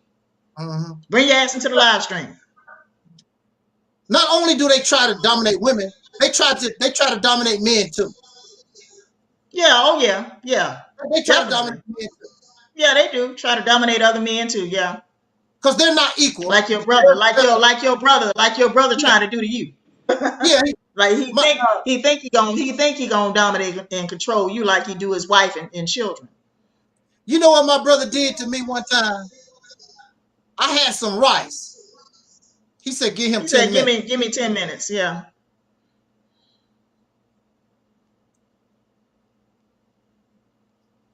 This is how controlling my brother is. I was eating some rice or something like that, and I think I was using a spoon or fork. I don't know which utensil I was using. He's gonna tell me, "You need to use the fork. It's better to eat rice with." I'm looking at him. What is your problem? I can eat this any kind of way I want to. I was eating rice before you was born. Do you know how much rice I ate before you was born? But that's the kind of some of these people are control maniacs. They don't care if it's men or women or animals. They Yeah. don't care as long as they dominate. And the sad thing about it, Yeah. this sad behavior that they exhibit is because they are in a society, they don't control nothing. Yeah. The Edomites control everything. But when Yeah. they go home, they got their women and children to beat up on and the dogs. Yeah, And, or the so-called Edomites. yeah. There's no evidence that Edom is the white man. There's no evidence for that. No evidence at all. It's just something that they say. Yeah, it's something that they say. I don't believe that. Okay, I don't believe that the Edomite is the descendants of white people in this country. I don't believe that. Or the descendants of Europeans, white Europeans. I don't believe that. That the Edomites are the descendants of, or, you know, the ancestors, rather. The ancestors of white people in America and also in Europe. Okay? Mm-hmm. So, yeah. Yeah. And Control freaks are in religion. You're right. This one that's about to come into the live stream is also a control freak. God of Jacob. He is a control freak. He a control freak. I cannot get with the only difference between a man and a woman is the difference in their sexual gender. And there are some things that men can do because physically they can do it better because the women don't have that type of strength. They're not made in certain situations. Yeah. And there's things that women can do because men just cannot do it. I haven't seen a man yet. They trying like hell. They trying to get a man. Woo! They trying to get a man to have a baby. They working on it right now. There was some false news going around the internet. They said they accomplished it. They said the first man to have a baby. It turned out to be, that was fake. They working on that. Now, if they are able to accomplish that, what's going to happen with these women? Because really, now they got a man that can have a baby. What they need? Can't no man have no baby. Huh? Can't no man have no baby. He had a sex change. Now, what I'm saying, what if they had a sex change? And can't no man have no baby. Yeah, but a man, he can have a sex. But I'm talking about what if they are able to take a womb from a woman that they murdered. So you have to have a uterus. You have to have a uterus. Ovarian. They'll build all that. You got to have ovaries, a uterus. Or he had a sex change operation. They're working on that, though. He had a sex change operation, whoever that is. Yeah. But these brothers say more women for me. Talking about more women for me. This ain't about no sex. We not talking about sex here. Yeah. This ain't about just having sex and just mating. I like women because, and I don't care about their race. I like women because of their softness, because they're just feminine and just beautiful to me. I just like being around women. And see, the thing about what these heathens don't understand, when you're good to women are good to you. You don't have to do all this stuff and try to force them to do this and that and that. In my experience, when women like you, when they love their husband, love their men, they want you comfortable. They want you in clean clothes. They want to clean up for you. They want to do these things. They want to see you happy. They want you to be good. You don't have to, well, that's a woman's role. I don't need no woman to wash my clothes for me. I'm perfectly capable of doing it myself. But see, when a woman loves you, when women love you or whatever, they want to take care of their men and boys. And when men love their women for real, they willing to go to war and die for you. And the black man, this soul brother, this black man in America, these Hebrew Israelites have not gotten to the point where they're willing to die for their women. Now, you want these women to be a slave to your ass and do all this kind of stuff. What are you willing to do for them? Absolutely nothing. You don't produce nothing. You want to make all these babies. You don't produce no milk. You don't produce no baby seat cars. You don't produce nothing. All your crap that you got, Mr. Hebrew Israelite, come from the Edomites. All of it do. It comes from the Edomites. That megaphone that you using out there on the street and Deuteronomy and Leviticus, white man made that. You don't produce nothing. You produce nothing. Your God gives you nothing. And so where God of Jacob at? I thought God of Jacob was coming into the live stream. Well, he said give him 10 minutes. He still 10 got minutes. 5 minutes. Here he is right here. Here he is right here. Okay. Introducing the God of Jacob. Is that an avatar? Is that an avatar? It's the avatar. Is that an avatar? Jacob, you don't want to show your face?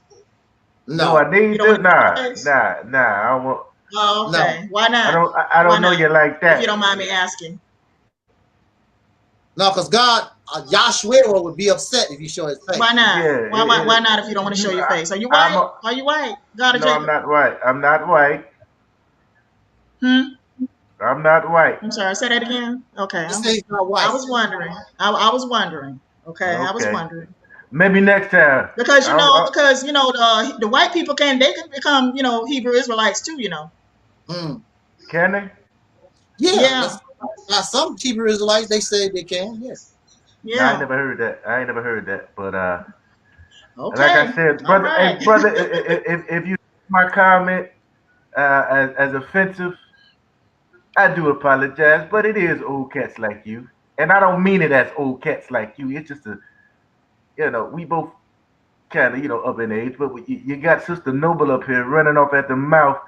And that's what's wrong. And I'm going to keep on running off at the mouth. I'm going to keep on running off at the mouth. You all this woman worshiping. I'm going to keep saying what I'm saying. I'm going to keep talking. And ain't a damn thing you can do about it. And a damn thing you can do about it about shutting me down or shutting my mouth. So now what? Not a damn thing you can do to shut me down or shut me up. I enjoy your broadcast most of the time. Now what? When you got this big mouth sister up here who can't be quiet. Okay, go ahead. I'm gonna keep on running my mouth. Go ahead. Yeah. Now, like I said, I've caught a couple of your broadcasts, and I do enjoy your content, and I listen to you. I might not agree with you, but half the time, but some of the stuff I do. But at the end of the day, I still support the brother. I come on. I made a little comment in the chat, and he said, "Come on up here." What caught me today was the title, because I am a Hebrew Israelite. I came out of the One West thing years ago. I'm not with the camp anymore, but I do my thing. But like I said, when you got this sister up here running her mouth and talking all this trash, she probably don't know the Bible. She probably came up. No, I know the Bible. Church. I know the Bible. The only thing she loves is running her mouth and the pastor. That's the only thing she knows. I know the Bible better than you. I doubt that. I doubt that. Believe me, I do. I don't believe. I know the Bible better than you do. No, you know how to open the Bible, read a couple scriptures, sing, pay your tithes, and go on back home and run your mouth on the phone. Actually, I can't sing, but no, go ahead. Go ahead. My sister can sing, but I can't sing. Well, go ahead. Anyway. Like my sister can sing though, real good. I can't sing. Well, but go ahead, and I'm going to keep running my mouth. So I know you is, and that's why. That's why. I'm going to do what I want to do. You're not going to tell me what you got all these. You're not going to dominate me. Little boys. You're not going to dominate me. You're not going to control me. You're not going to control or dominate me. They raised by women like you, and that's why the black man is leaving the house. You want to know why the black father's leaving the house? All y'all got to do is look at Sister Noble. Wouldn't you run up out that motherfucker too? I don't care. I don't care who you date. And that's why I don't care who you date. You can date whoever you want to date. You can date whoever you want to date. If she had a man, she wouldn't be on this YouTube. This live stream is not about. This live stream is not about that. But anyway, this live stream is not about that. I just came on to break bread with I could care less who you date. I don't care if you don't like black women. I don't care if you don't like black women. I don't like you. Are you telling me this? I don't care if you don't like black women. You're misogynistic. You're self-righteous. You're a hypocrite. I love black women. I love them. No, you don't. Two beautiful black daughters, a beautiful wife. We're doing good. The Lord that doesn't mean anything. That doesn't mean anything. Go ahead. Your attitude. It is not misogynistic. You just a loudmouth sister. That's it. Well, actually, I'm not a loudmouth sister. I do talk loud though, but I'm not a loudmouth like you claim. Go ahead. Be quiet every now and then. And I'm gonna keep running my mouth, motherfucker. I'm gonna keep running my mouth. Now what? I'm gonna keep running my mouth. Now what? Conversation. But I'm gonna keep running my mouth. And that's You're not going to the, shut me up. I don't have to be quiet. I don't have to be quiet. And that's why the black man I don't is have in to the be condition quiet. he is in because of Sister I don't. Noble. You don't demand that much respect. You don't demand that much respect for me came up here to talk to the brother. You don't demand that much respect for me to be quiet. I'm glad he's in good health. And that's it. I enjoyed the brother's content. Man, don't fucking tell me what to do. I do what the fuck I want to do. Don't tell me what to do. You go tell your wife what. Okay. But anyway.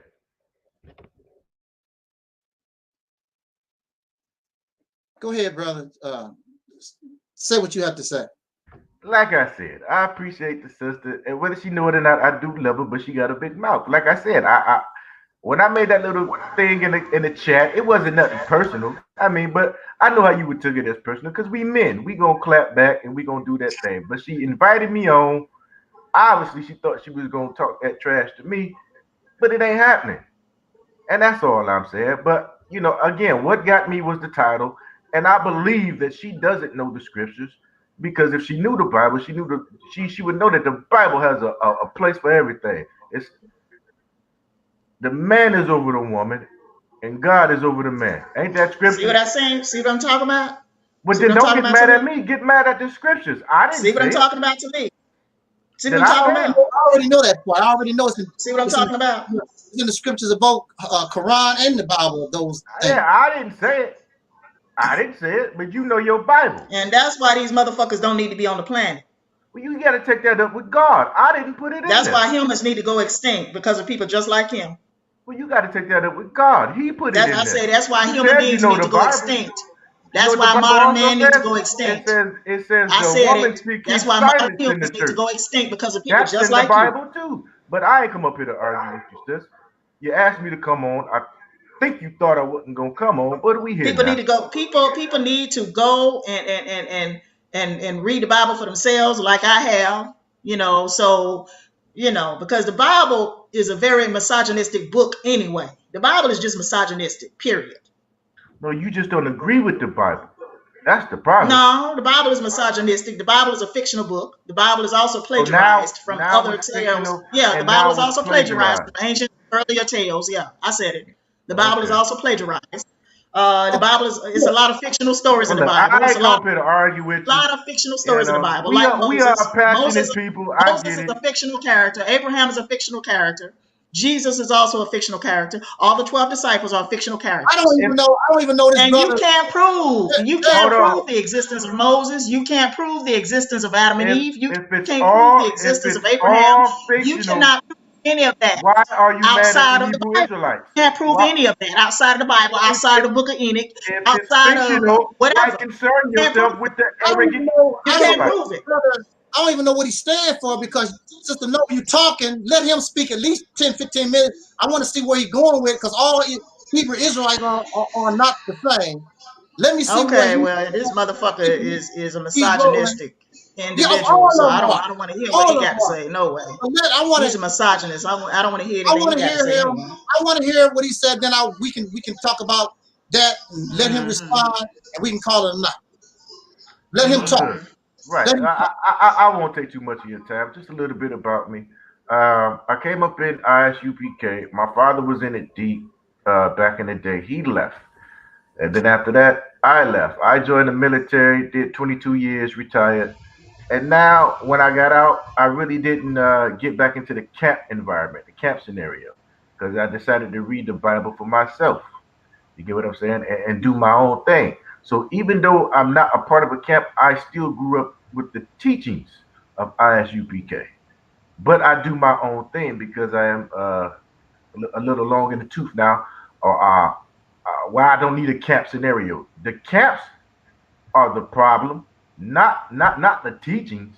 When you organize yourself under a UPK or IUIC, then you will get those, as you say, misogynistic groups or whatever you have. But for her to throw a blanket statement up there as Hebrew Israelites are this, that, and the third, I don't think you have good footing on that, because there's a lot of camps that are good camps.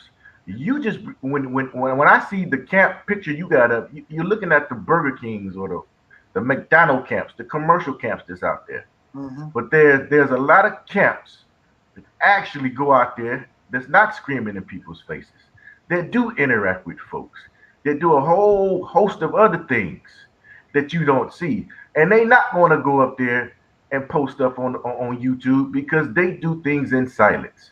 They teach, their women teach, their wives teach, their daughters teach. So we don't subscribe to a camp format. And then it's up in it.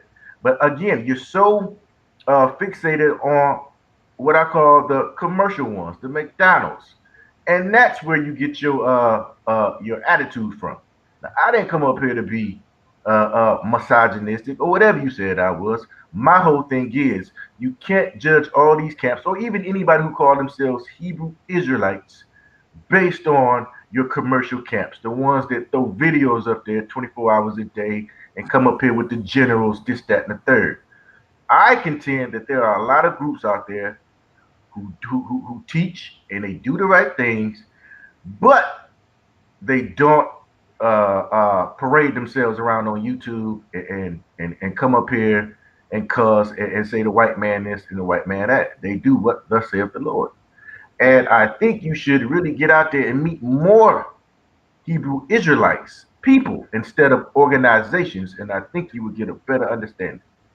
Now, I subscribe to the doctrine of One West because I came out of there, but I don't associate myself with the camp per se. I do fellowship with some of the fellas because I grew up with them, but again, I'm not under any organizational structure, and there's a lot of good Hebrew Israelites out there that's putting in the work in sincerity. That's all I got to say, brother. Okay. And sister, that's it. That's all I had to say. But y'all have a good night, a good day, and I'll take your comments off the air. Or I'll stay. It don't matter. Yes, sir. Yeah. I'll holler at y'all. All right. I appreciate you coming and speaking with us tonight. Thank you. Yeah, brother. I enjoy the content. Enjoy your platform, and keep up the good work, brother. Thank you. I try.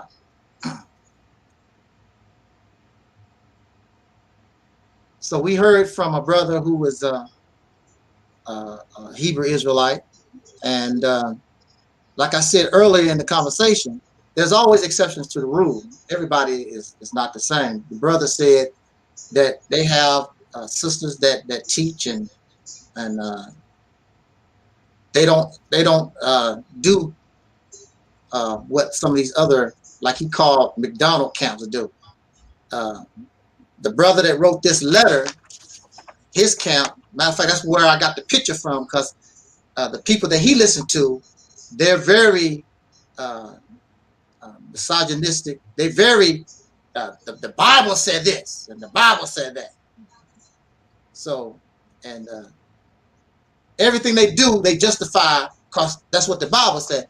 And there's a lot of things. Now, did you hear him say during his discourse, did you hear him say that the Bible said that, a woman is not permitted to teach? Did you hear him say that? I think you didn't hear that part. I heard it. Well, I heard him. I heard him say the Bible said a woman should not teach. That's what he said. Right. He said that, but he said the people that he affiliated with, which is on a down low, they don't treat their women that way. No. He meant it as in that's what the Bible say. You got a problem with that? Take that up with God. That's what the Bible say. That's what he said, right? That's what the Bible said. Yeah, the Bible do say that. That's what he said. The Bible said, if you got a problem with it, take that up with God. Right? Right. You have to take that up with God. He said, the Bible said that, women are not allowed to teach in the church. Right. He said that. And the Bible do say that. But that's what he believes. And that's what I'm trying to tell you. That's what he believes. Well, apparently the people that he's claiming it don't matter what he told you is the truth. He told you straight up. That's what he believes. Yeah. He told you straight up. He did say it. See, I heard right. I knew I heard right. He said, if you don't like it, take it up with God. Exactly. Like I said in the beginning of this live stream, at the beginning when I first started talking, they don't allow women to teach in the church. I told you that in the beginning of this live stream.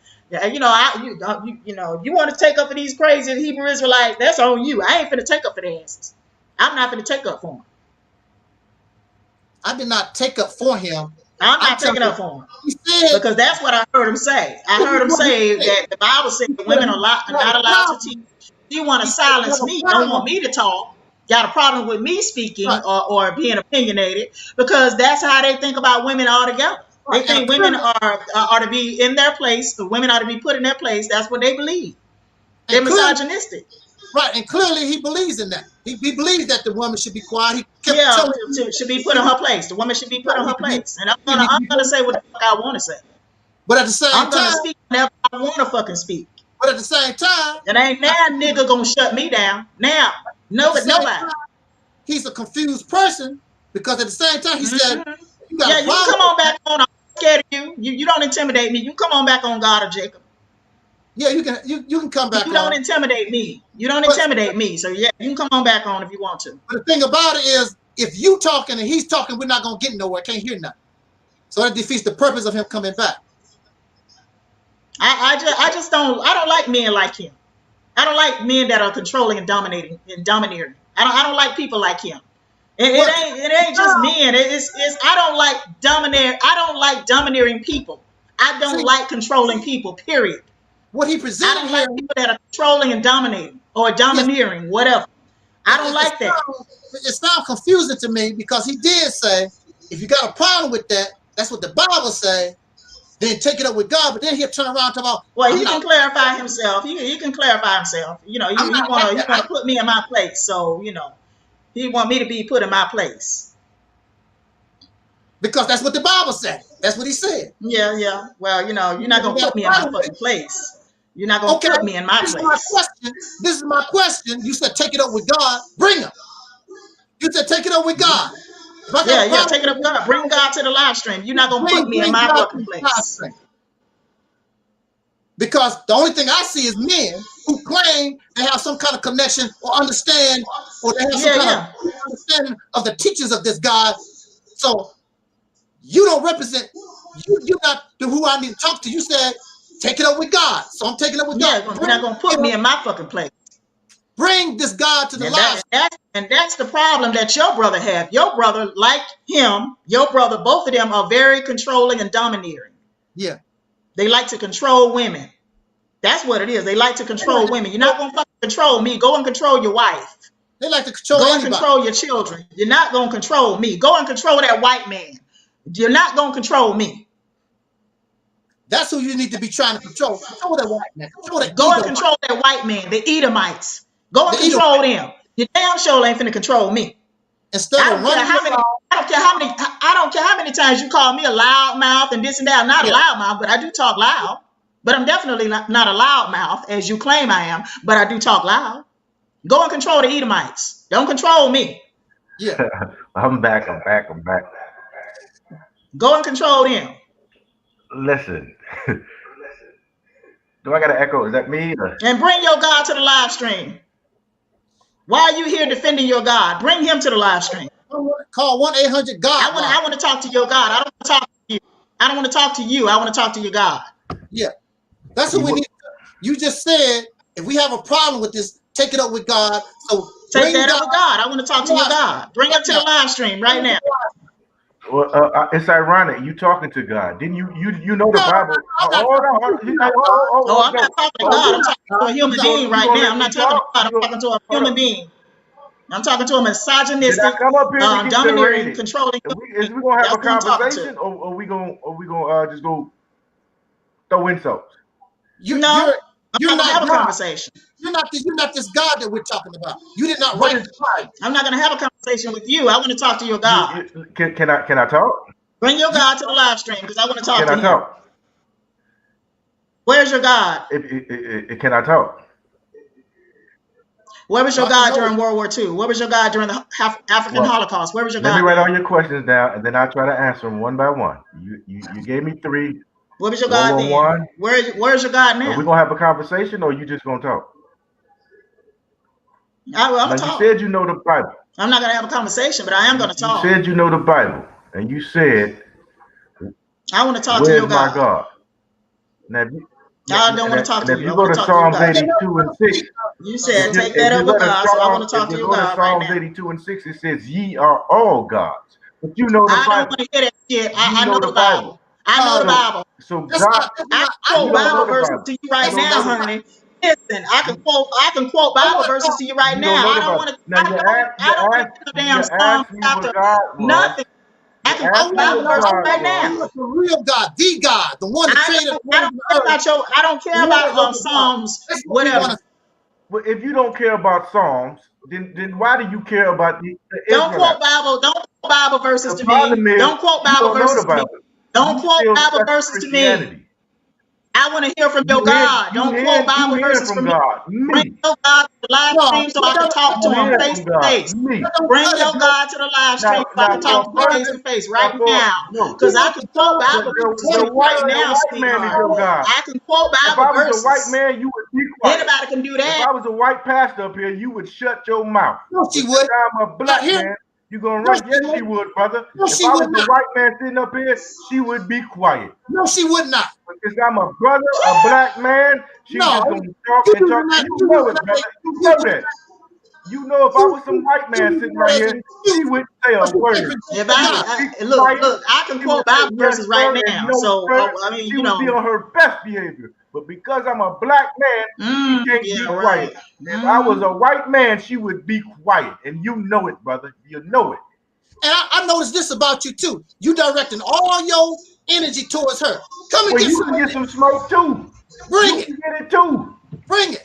Bring it You to me. I Bring let your you God do to you the it. live another stream. I want to person. talk You to your don't God. hold I up don't want to talk Another to you. nobody. You person You don't sitting misogynistic. up here You're controlling. You're talking about the domineering. Bible, I don't want to talk and to you. you are the I don't reason like why misogynistic folk. people are not, or our black men are in the conditions in there today. You set That's up there cool. Islam. I don't like Hold on. misogynistic You set up men. I there don't want to Islam talk to all you. these years And then to I let said people leak earlier. away, Didn't I and tell then you you want how to the come Hebrew back over Israelites think here about and black say women? I the told black you that man is earlier, messed didn't I? up. I This is told you your that earlier, You didn't I? failed this in that is Before situation, he even man. came on this live stream, You I already said you that your brother failed thinks that, that black women man, are the as a problem black woman. You for do the a community, for the black horrible community, role are the model. problem for the black community. Yeah, I told you Stuff that. that's happening on the street is because of this loudmouth woman and you, brother, because you failed to be a man. You failed to step up. You should have told this woman to shut up 5 minutes ago, but you I'm can't telling do it I don't have because to you tell her to worship do that. You anything. worship the white woman. Well, I don't worship the woman like you do. I don't worship nobody. I don't You I worship know can't you God, don't. man, or I know woman. you get don't. on your You the show I one know that you works. don't. and I you know can't you don't. tell I know her to you're shut her misogynistic. mouth so I know you don't like grown women. men can talk. I already know You that. let her run I know amok. y'all Hebrew And Israelites that's don't why like the women. I black know that. This is man what is in the condition he's in today this is because what you this can't is tell what this we miss. loud sister over here to shut These her guys damn right mouth. here, But guess what? I'll tell her these to hate shut her filled, damn mouth. woman Shut haters, your damn mouth. guys Because like she this. won't do What it. I'm talking about. I'll do it. Shut your damn mouth. Now, brother, Who you back talking to? I'm not gonna shut my damn mouth. You shut you your are damn the reason mouth, why. motherfucker. You shut the fuck up, motherfucker. You shut up. I'm not gonna shut up. Well, we done. We done with that conversation because I can't do it. Yeah, we done. I Didn't can't I do that. tell you earlier, before he even came on this live stream, I told you when I first started, saying what I had to say about, your brother's letter, your Yeah. brother's review of my book. I first told you to see them Hebrew Israelites, they blame black women for the, Everything. for the black community being in Yeah. the condition that we in. Yeah, I first told you that earlier, before he even came on the live stream. I had already said that. So he basically confirmed everything I had been saying, when I first said what I said in the beginning of the broadcast. He confirmed everything I just said. He confirmed everything I just said. Everything Misogynistic, said, a right. woman hater, Woman misogynistic, hater. a woman hater, don't like women, but they like Right. fucking women. They like to have sex with women. Yeah, they do. But they don't like women like that. They don't like women. I tried to be civil with this man, but he was directing all his hatred toward you. I'm worse in my talk since he listened to my You don't video. tell me what to do, motherfucker. You go tell your wife what to do. Yeah, Go tell your wife what to do. You don't tell me what to do. he said much success. He can go tell his wife what to do. I'm like, he's directing all this hatred towards you like that. You need to study that shit. What he talking about? Ain't nobody studying much success in your endeavor. Ain't nobody studying that shit. Right. What he talking about? He's not sincere. And you know something, my brother. Sincere. I know. My brother do the same kind of stuff. Well, I wish you the best. No, you don't. So I wish you the best in your endeavor. You know, my brother do the same. Endeavors. Yeah. You know. Yeah. Woman hater. Two-faced. Two-faced. Don't like women. Woman hater. Misogynistic. I already knew it. And that's why I just had a problem with talking to him. Because I can pick up on that. I picked up on it real quick. Misogynistic. I don't like misogynists. I don't like people that are controlling and domineering. I can't stand people like that. You gonna blame I can't stand people that are controlling and domineering, and I just don't like controlling people and domineering people. I don't like people that like to control other people. I don't like people like that. My sister's like that. Yeah. My sister's like that, and we don't have a good relationship either. Right. I don't fuck with people that are domineering and want to control other people. I don't like people like that. I can't stand people like that. And it could be anybody. It could be somebody on the job. If I have a boss that's controlling and domineering, I don't want to fuck with her or him. Same thing. If you're ever in Florida or Virginia. Not only that, it's not only the Hebrew Israelites, all this religious-based stuff. A lot of these men are like this. They control freaks, domineering. They want slaves. Yeah. Oh, I can't stand people like that. But they never challenge the white man. They want to show their wife, their children, and other black men. They want to show huff and puff over other soul brothers, but they never. This brother keep telling me. When was the last time he? I'm gonna tell you, I challenged the HR director. I challenged my former HR director. I challenged him. I sent him an email. And I challenged him in the email. Yeah, because basically, I didn't like how he spoke to me on the phone. When I tried to tell him, that I was being, harassed by this woman on this job. I'm being harassed. I'm being, I'm suffering workplace harassment by the store manager. And I tried to tell him that on the phone. He went off on me. And I challenged him. I sent him an email letting him know, don't ever speak to me that way ever again. Yeah. Don't ever speak to me that way ever again in life. I said it just like that in the email. Don't ever again speak to me ever again like that in life. Mm-hmm. And, I can't remember everything I said. Hold on. But I basically told him, if you want to fire me, you can go ahead and fire me. I basically told him that. You want to fire me, get rid of me. But don't ever speak to me ever again like that. He don't know you. I know that you stand up for yourself. Yeah, you know me. But honey, you just don't know, honey. I done been through some battles with folks. But the HR director is a white man. Name is Jay Manning. Okay, and baby, I let him have it. And guess what? He didn't fire me. He didn't fire me that day. He didn't fire me. But after I sent the email to him telling him, don't ever again speak to me that way in life. You can fire me if you want to fire me. You can go ahead and fire me if you want to fire me. But don't ever talk to me like that. It was a long email I sent to him too. I let his ass have it. Because I like to put everything in email. First of all, I like to put everything in email. Because folks can claim that they didn't say this, that, and the other. They can claim they didn't tell you anything over the phone. But they can't deny it if it's in an email. They can't really deny it. So I like to put everything in email, period. Okay, I tried to sue them for harassment. I could not obtain an attorney. I tried to sue him though, soul brother. I tried my fucking best to get me a lawyer. I tried. And nobody would take my case. See, Georgia is an at-will employment state. Okay, and let me explain what that means. They can fire you at will in Georgia, or you can be fired for no reason in Georgia, because Georgia is an at-will employment state, and the laws The laws down here favor the employer more so than the employee. Okay? And I don't give a shit about you being a business owner. My wife is an accountant. My daughters are both married, and I still love both of you. I don't give a damn if you do love me. I don't care about you. I don't care about that. You don't love me. See, look. You don't love me. You don't love me. You don't know me enough to love me. You don't know me enough to love me. We was talking about see, at first, when he first started, he was trying to be cool, calm, and collect. But as the conversation went on, he started to get emotional. That's what threw him off. He started getting emotional, talking about I'm a loudmouth and I'm telling you to shut up. You're not going to fucking tell me to shut up, motherfucker. You don't know me like that to tell me to shut up. Make your point. All that talking about you need to shut up, loudmouth. That's not necessary. Just make your point. I do talk loud, though. I do talk loud. I will get loud with you. I would do that. But as far as a loudmouth, no, baby. No, you got me twisted. You don't know me like that, and you don't love me. So stop saying that you love me, because you don't. You don't know me enough to love me. Right. Just like he said, he don't know us enough to show his face. Nobody give a damn about him being a business owner. That don't mean you're successful just because you're a small business owner. Well, they do that. They have to. That don't mean you're successful. They want to. That don't have nothing to do. You being a business owner or you a bum on the street have nothing to do with the conversation. Okay, basically I flip homes. Okay, and a lot of folks flip homes. That don't mean shit to me. But it's your character.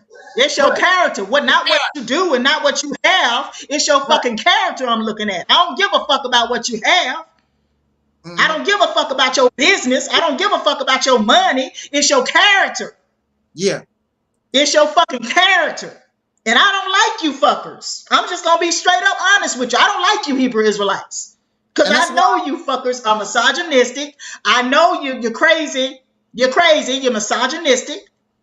And you treat women almost like second-class citizens, in my opinion. But that's just my opinion, okay? That's just my opinion. I don't like you. The majority, because I don't like people that are controlling and domineering. I don't like you. And that's why I kicked all those type of people off my platform. All these religious fanatics, all these pro-blackity black fanatics. I kicked all them off my platform. It's much, much better. There was no benefit for them to have them. Go serve your God. Go suck the melanin out your skin, whatever you do. Make a melon drink and add it to your coffee. All that stuff. You are African. Go to Africa, whatever you want to do. We perfectly fine here, keeping it real. Nobody have no time for all that fairy tale cartoon stuff. Talking about, yeah, exactly. Talking about I'm done. God bless you. God don't exist, motherfucker. I'm trying to see. We've been trying to tell you that the whole time. You've been in this live stream. He talking about your God is not real. Then he want to play. He want to play the dumb role. He knows we're talking about this Yahweh, this Allah, whatever this, the Most High. That's who we're talking about. You're not the Most High. You don't create nothing. You don't do nothing. You're nothing but a slave servant.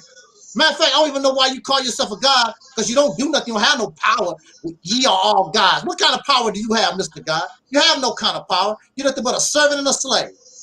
I'm talking about bring to the live stream your God that make it rain, made the sun. That's who we want. That's the sucker I want to talk to. And then he has the nerve to say, "I'm God." No, you're not. You're a human being. Right. And a poor, weak one at that. You don't have no power. You don't do nothing. You live and you die, and you're gonna rot in the grave. And then you're so pitiful, you waiting on some God to come and save you. You don't even have no power to do nothing for yourself. What kind of God are you? Don't have no power. Ye are gods. God of what? God of weakness, God of patheticness, God of incompetence, God of being a damn slave. That's what the only God you can be about. You see, that's your brother's mentality. The same mentality he got. That's your brother. That's your brother. Yeah. That's his mentality. And it didn't make no sense for us to get all whatever and blah, blah, blah. Then he gonna tell me I need to shut up too. What the? Really, bro? You got to go now. Because he got too emotional. Just explain. Just explain your position. Stay calm, cool, like you don't have to get emotional over it.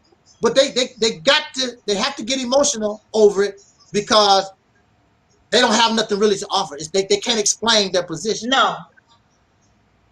So the only thing left to them is try to get emotional or whatever. So you just keep doing your accounting, waiting on your God to come save you in the year 3030. Maybe your God might show up and save you by that time. I don't know. You're gonna be riding. No part of your body gonna be left in the grave by the time 2030. Yeah. By the time 3030 get here, your God ain't gonna have nothing of you to save. 2030. Yeah, 3030. The year 3030. He might not even make it to 2030. No, he might not even make it that far. But this is my prediction. All this Hebrew Israelite, Jesus, all this religious stuff, all of it's going to become real in the year 3030. Everybody going to be successful, and the Edomites will all be gone. And the reason why the Edomites will be gone, because their technology got to the point where they're able to fly off the planet, and they destroyed the planet and left the garbage to you. That's the reason why the Edomites won't be here. Wow. By the year 3030, they done went out into the galaxy and found them a brand new Earth to screw up. Leave this just like the way they do the ghettos. They go there. All those so-called ghettos was beautiful places at one time. Then they move out, leave it to you. You tear it up and bring it down worse because they're not gonna support it. Your happy ass can't support it. You won't do nothing for it. You won't build it up. You let it fall down for nothing. And so that's what they're gonna do here. They done with the Earth. Go find them another Earth somewhere, another galaxy. Leave this for the Hebrew Israelites and the Kemetic and the Nation of Islam and all you other suckers. Y'all can have this mess and fight over this garbage. The planet ghetto. That's what's gonna happen. And your God finally come through. In the year 3030. That's my prediction. Wow. Because ain't nothing gonna happen right now or in the near future. Ain't nothing happening. Because you're too cowardly and you're too incompetent. You're not smart. That's why they can't understand the Mississippi campaign. The Mississippi campaign is the best non-violent option that we have, other than outright violence. But you can't comprehend it. You can't comprehend. You're not smart. You don't know how to fight. The only thing you know how to do is run your mouth, scream at women and children, like he did. And blame women for everything that's wrong with the black community. Yeah, that too. Because he's weak. I told you. Because he's weak. Before he even came on that live stream, I had already said that. Before he even came on that live stream, I already said it. Yeah. And he just confirmed everything I said. Everything. 100%. He confirmed everything I said about them, about the Hebrew Israelites. And these men are emotional, just like I told you. I'm trying to stay cool, calm, and collect, and keep things so people can talk. And he's just going out there. But you're the man. You're supposed to be the example. You're supposed to be the strong man. And you talk about she running her mouth. You running your mouth right along with her, if that's the case. Yeah. Why don't you shut your damn mouth? You sure was. You was right there. You sure was. Yeah. Right there. He thought he was gonna shut me up, like I was supposed to be intimidated by him. He could have easily said, "Well." That's what he thought. That's what he thought. Well, the sister is talking. I won't talk until she finished, whatever. And he was going right along with me. He said, "I have all this smoke after." Brother, you have all this smoke after I left.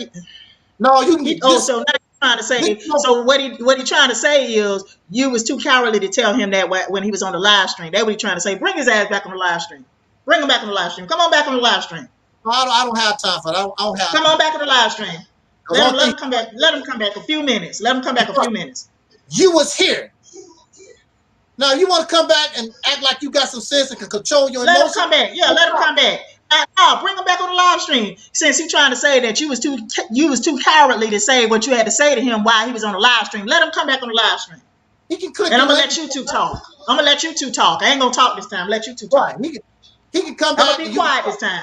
Mr. Nova's gonna be quiet. I'm gonna be quiet this time. I'm gonna be quiet this time. Bring him back on the live stream. Hit the link and come back. It's just me and you, Sister Nova. Hit the link. I ain't gonna say nothing. I ain't gonna say nothing. Go ahead and y'all two can talk. Y'all two can talk.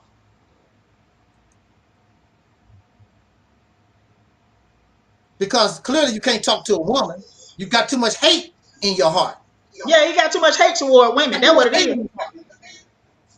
Like I said in the beginning when I first started talking, the Hebrew Israelites do not regard or respect women, period. Yeah. I said it. Yes. He can kick the link.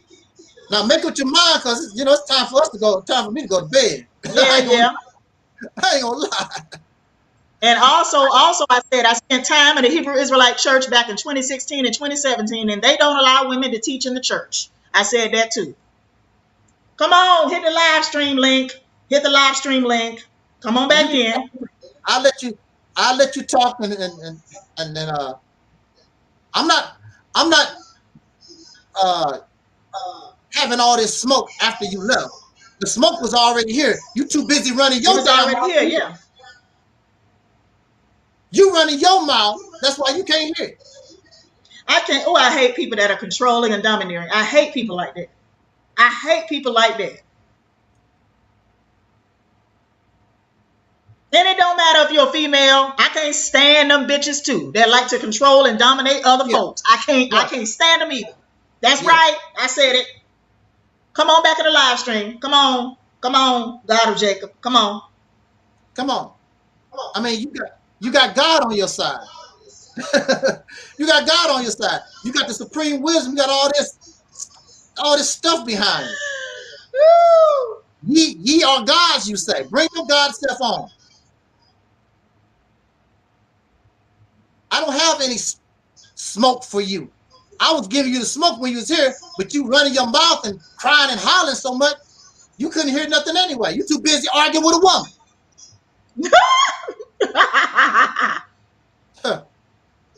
You too busy concentrating on her. Now, he did change his focus because I said something about it to me, but his focus was on you. Oh, he need the link. He need the link. I'll be quiet. I won't say nothing.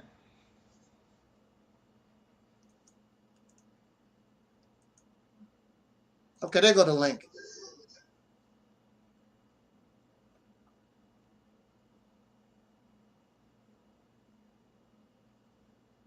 That's right. That's right, Don.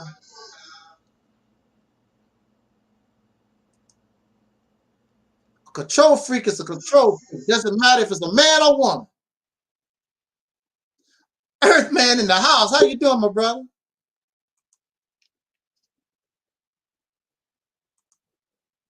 All right, he's back. He's back. You here? Welcome. You're live right now on the Reality Temple on Earth Internet Ministry. We have God of Jacob is back in the house. Can you hear me? Yeah, I can hear you. Now, brother. Now, first and foremost, now I just didn't stumble upon your platform. Now I frequent your platform for a reason. Yes, because you put out good content. So that's first and foremost. So to assume that I'm disrespectful is that's not the case. Now, your show title kind of grabbed my attention, so it kept me here for a minute. Mm-hmm. And I dropped what I dropped in the comment section. However, I think you took that personal, but that's all right. That's all right. I get it. Maybe it came off personal. But then when I said I'm coming on in 10 minutes, I couldn't even get a word across because our dear beloved sister had energy for me from the jump. Okay, well, we're not going back in the past. This is okay. Go ahead and talk to me. We're not going back to the past. Yeah. So back to you. Now we can agree that our community, the Black community, is in disarray, right? And I believe that that you should shoulder some of the responsibility, as should myself, because you said you did the whole Islam thing. Well, brother, you destroyed a lot of young brothers with that Islam thing. You said you gathered a lot of brothers to that religion, to that ideology. Did you check up on all the brothers you led astray? Or is they out there? Well, actually, this is your problem here. I put the word out there. I never tried to convert nobody. And as far as I know, only 2 people that I know of even joined because of what I had to say. Only 2 people in my whole almost 9 years in the nation. So I put the word out there because I believed in it. I believed in it. And matter of fact, it was the best thing going at the time. And there's really nothing was wrong with it. Unfortunately, the leadership and also the people are nothing but blind followers. They can't think for themselves. So they depend on this leader to do all their thinking and stuff for them. I've never been like that. I've always been a self-thinker. I was like Malcolm X. Malcolm X was in the Nation of Islam, but he was a self-thinker. He was doing things on his own. He didn't sit around and wait for Elijah Muhammad. Do this, brother. Do that, brother. He was creative. He did his own thing. Malcolm X was reading books and getting information outside of the Nation of Islam. Sooner or later, he would have left the Nation of Islam anyway, if you ask me, sooner or later, because that's not what his mind was at. Malcolm was flexible. Malcolm was a self-thinker. It was the Nation of Islam that just kicked it off. It was the vessel that got him started on this particular road. Now, for me, the Nation of Islam didn't do nothing for me. What attracted me to the Nation of Islam, because I had relatives and I loved the brotherhood and the sisterhood. I always questioned the God concept, but I was able to overlook that and I embraced it because I wanted to be part of the brother and the sisterhood. But I did not destroy nobody's life. I did not do that in my whole 9 years. I probably brought maybe 9 people. Now, I did help Minister Farrakhan. I did assist in that effort, and he brought in I don't know how many people, whatever. So I did help. I did assist in that manner, but I did not know, just like Malcolm didn't know. We didn't know what this was about. But also after that time, in 2020, I realized that all religion, all spirituality, all that black, Kemetic, Hebrew Israelite, Pan-African, all of it got a problem. All of it is messed up. So I reject all of it and start all over again from scratch and build myself up. So that's where I stay. Thank you. Cool, no sweat. I know why certain people don't like this whole Hebrew Israelite thing, but I've never heard you say why you don't like it. What is how much time and energy have you put in to research the Hebrew Israelite ideology? What is it that you don't like about it? Well, first of all, again, it's not just Hebrew Israelite ideology. Like I just told you, all of it I have a problem with. I get it, but why? Why? Spirituality, because God don't exist. So if God don't exist, why do a stream about it? Is it clickbait? Say what? If God doesn't exist and you have this animosity towards Hebrew Israelites, then why speak on it? Because people need to know. Just like when I was in the Nation of Islam, I wish there was somebody like me that was around, whether I agree with them or not. If somebody came around me and say, hey, well, the Nation of Islam, and they talk and they say blah, blah, blah, blah, whether I agree with you or accept what you're talking about, at least this person let me know. Give me another side of the story. And so that's what I'm out here for. I've been on YouTube since 2007. I never tell people, you can get my videos. You'll never hear me say, don't listen to the Hebrew Israelites. Don't listen to Minister Farrakhan. Don't listen to the Kemetics. I never say that. Listen, I want you to listen, but I'm going to give you the other side. I want you to show you this here. Everybody has the right to know the other side because you're not going to tell them because you want them to join your religious slave plantation. You're not going to tell them the other side. You're not going to tell them there's another way to look at this. You're not going to do that because you want everybody, Nation of Islam, all these religious folks, you're doing everything that you can to convert people to your particular slave plantation. I'm not running a slave plantation here. Everybody is equal. Every man, woman, and child. Sister Noah is not going to be unequal to me. If I have 3 bananas, Sister Noah is going to have 3 bananas.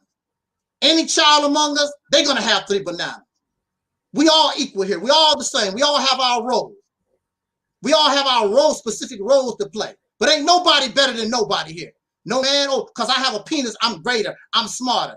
If the man is greater and smarter than the woman, how come you're a Negro slave in America calling yourself a god, ye are all gods, and you don't have no kind of power?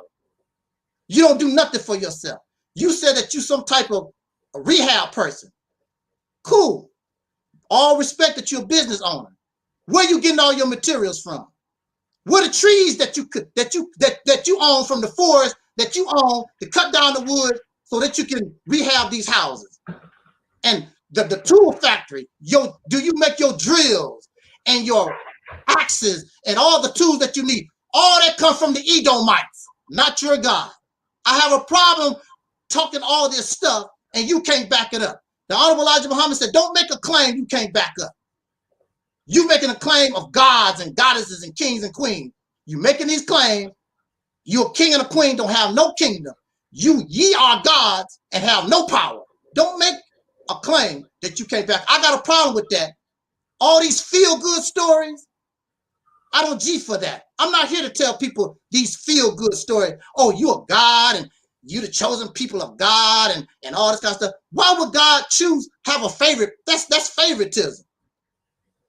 The person in your family, if your parents chose your brother over you, you wouldn't like that favoritism stuff. You would not like that. Why would God do that? Why would God choose this one people when ye all are gods and ye are all the children of God? Why would God choose this particular people for his chosen? That's favoritism. That's bias and that's prejudice. For what? What did you do so special that you give all this attention to this person? There's always going to be problems when you treat people unequal. When you treat people equal, you're going to always have problems. But when you treat people fair, justice, equality, which these religions claim that they present, then you're going to have less problems because everybody is trying to treat everybody in a fair and equitable manner. But these religions, the man is on top, woman's in the middle, the man is next to God, not the woman, only the man. He's next to God, then the woman is next. In order for the woman to be next to God, she got to be next to the man, and of course the children. That's bull doo-doo. That's bull. I don't play that. I like equality. I love equality. And I don't see nobody as my inferior. We all have our roles, we all do our thing. But I really believe in equality. Everybody don't believe in equality. They love the class system. Rich, poor, because they always want to look down on somebody. I'm better than you because I'm black. I'm better than you because I'm rich. I'm better than you because I got an education. People like to look down on, I'm better than you because I got a home and you homeless. I'm not better than nobody. But I'm not going to let you make me an inferior either. I'm not going to do that. I don't believe. I'm into equality, the real deal here. I'm not into all that type of stuff. I even have respect for children. But I understand that I have a role to play as a parent or as an elder. But I don't like treating children the same because I'm not better than them. I'm just older, but I'm not better than them. I don't even like beating children. I don't believe in corporal punishment, smashing the beat. Now, only time I believe in physically hurting a child because they putting themselves in a life-threatening situation.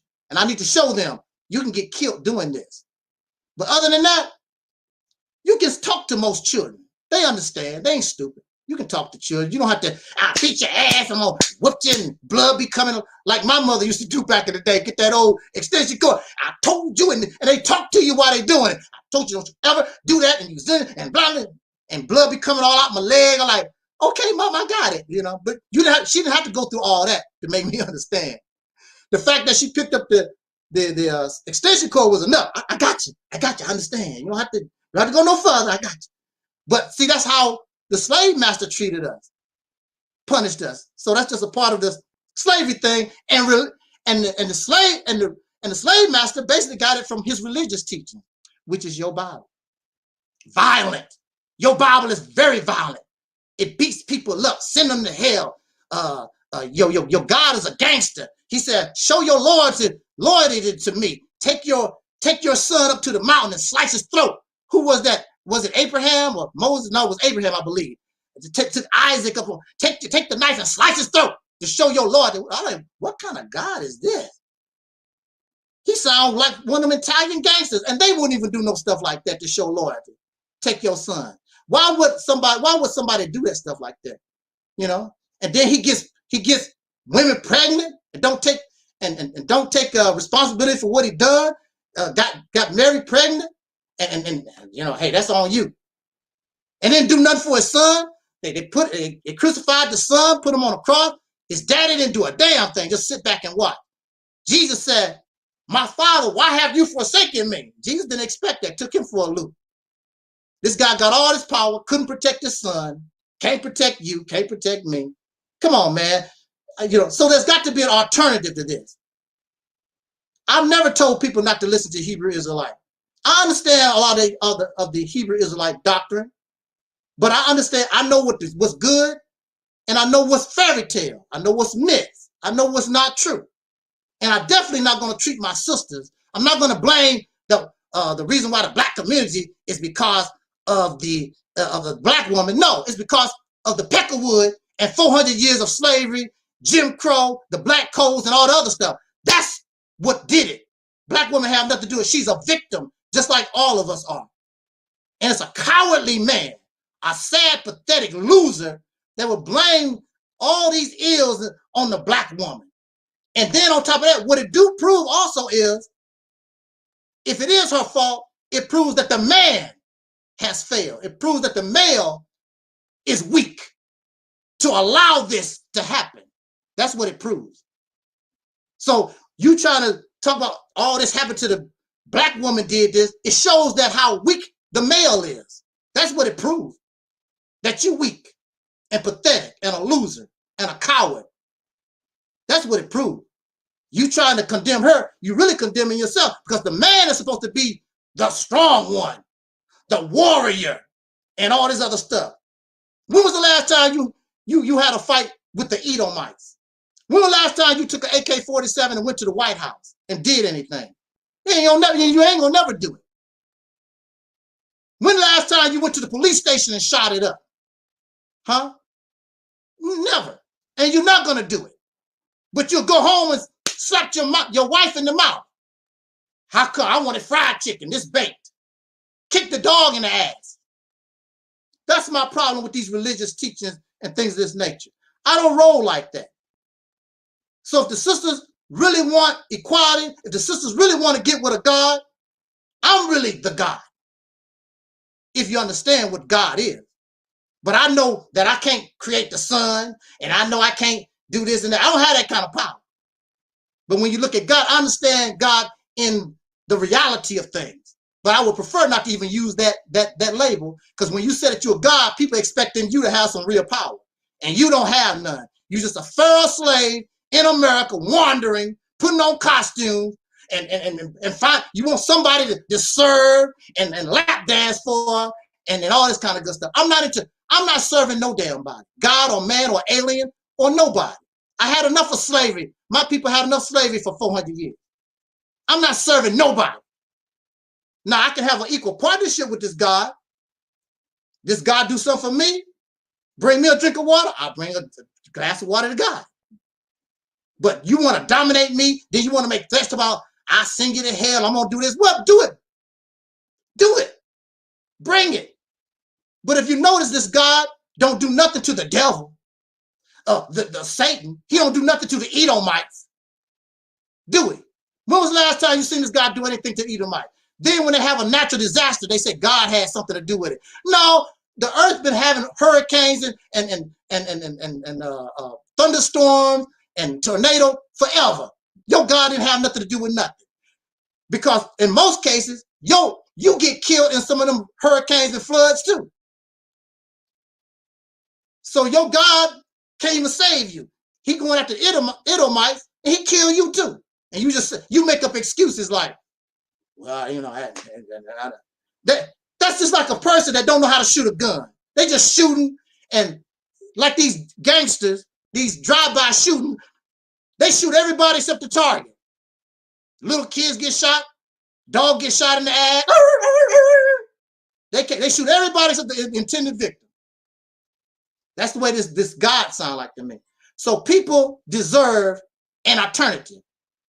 I don't have nothing against nobody. I know that the Hebrew Israelite teachings is not real.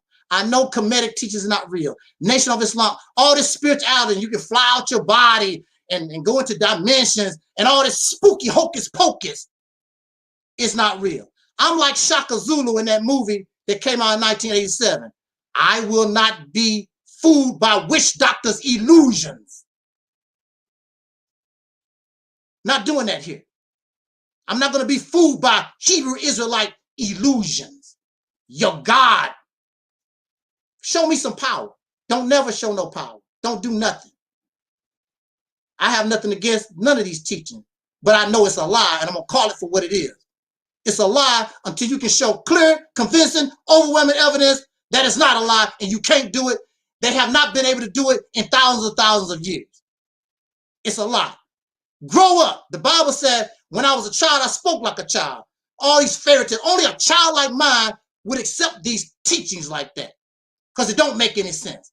These cartoons, these myths, these fairy tales. I can't do it no more. You got me when I was a teenager. I'm a grown old cat now. I can't do it no more, bro. I just can't. I cannot do it. So it's not nothing against you or pro-blacks or none of that stuff. I just can't do that stuff no more. I'm grown. I'm an adult. Can't do it no more. Tricks is for kids. Santa Claus for kids. You don't believe in Santa Claus. You graduated from Santa Claus to the Most High, Allah, Yashara, whatever these gods and stuff that you talk about. That's the only thing you've done. The adult version of Santa Claus and the Easter Bunny. That's the only thing you've done. And the Easter Bunny has not brought no eggs. Santa Claus has brought no presents. And your God has not done anything either. Oh, well, God done this for me. Prove it. Except talk. Prove it. That's right, brother. Brother Don said Michael Xavier Johnson did that. It was another brother too. I forgot what his name. Those brothers took action. They was real with theirs. And they paid the price with their life. All these other stuff. And guess what? When those brothers did that, I was the only one making videos that said I support them. Everybody else, all them pro-blacks, didn't say nothing. They were scared to get their channels taken down and all that kind of. They were scared of the backlash. I was the only one making videos talking about that's how you do it. If you're going to do it, that's how you do it. Like those brothers did. They ain't running their mouth. They ain't talking. They took action on their own.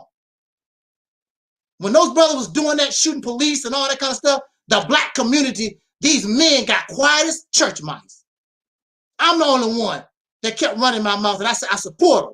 I don't believe in violence or nothing like that, but if it come down to it, that's what you do. And the only thing Hebrew Israelite was on the corner, and Deuteronomy number 7578, 10274, Nation of Islam, be pie, my brother. That's the only thing they was doing on the street when all this was going on. All of them was, all of them was quiet as church mice. Then after all that settled down, then they went back to their rhetoric. Cowards. So you blame the sisters, it just makes yourself look bad. Because you're supposed to be the head Negro in charge.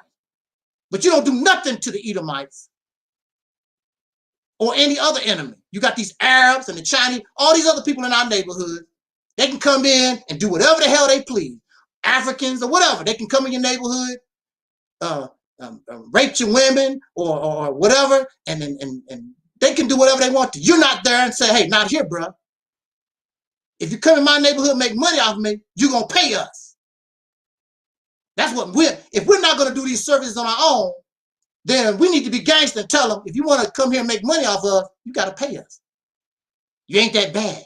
Because they are called the police, which means the Edomites coming. You don't want none of that kind of action.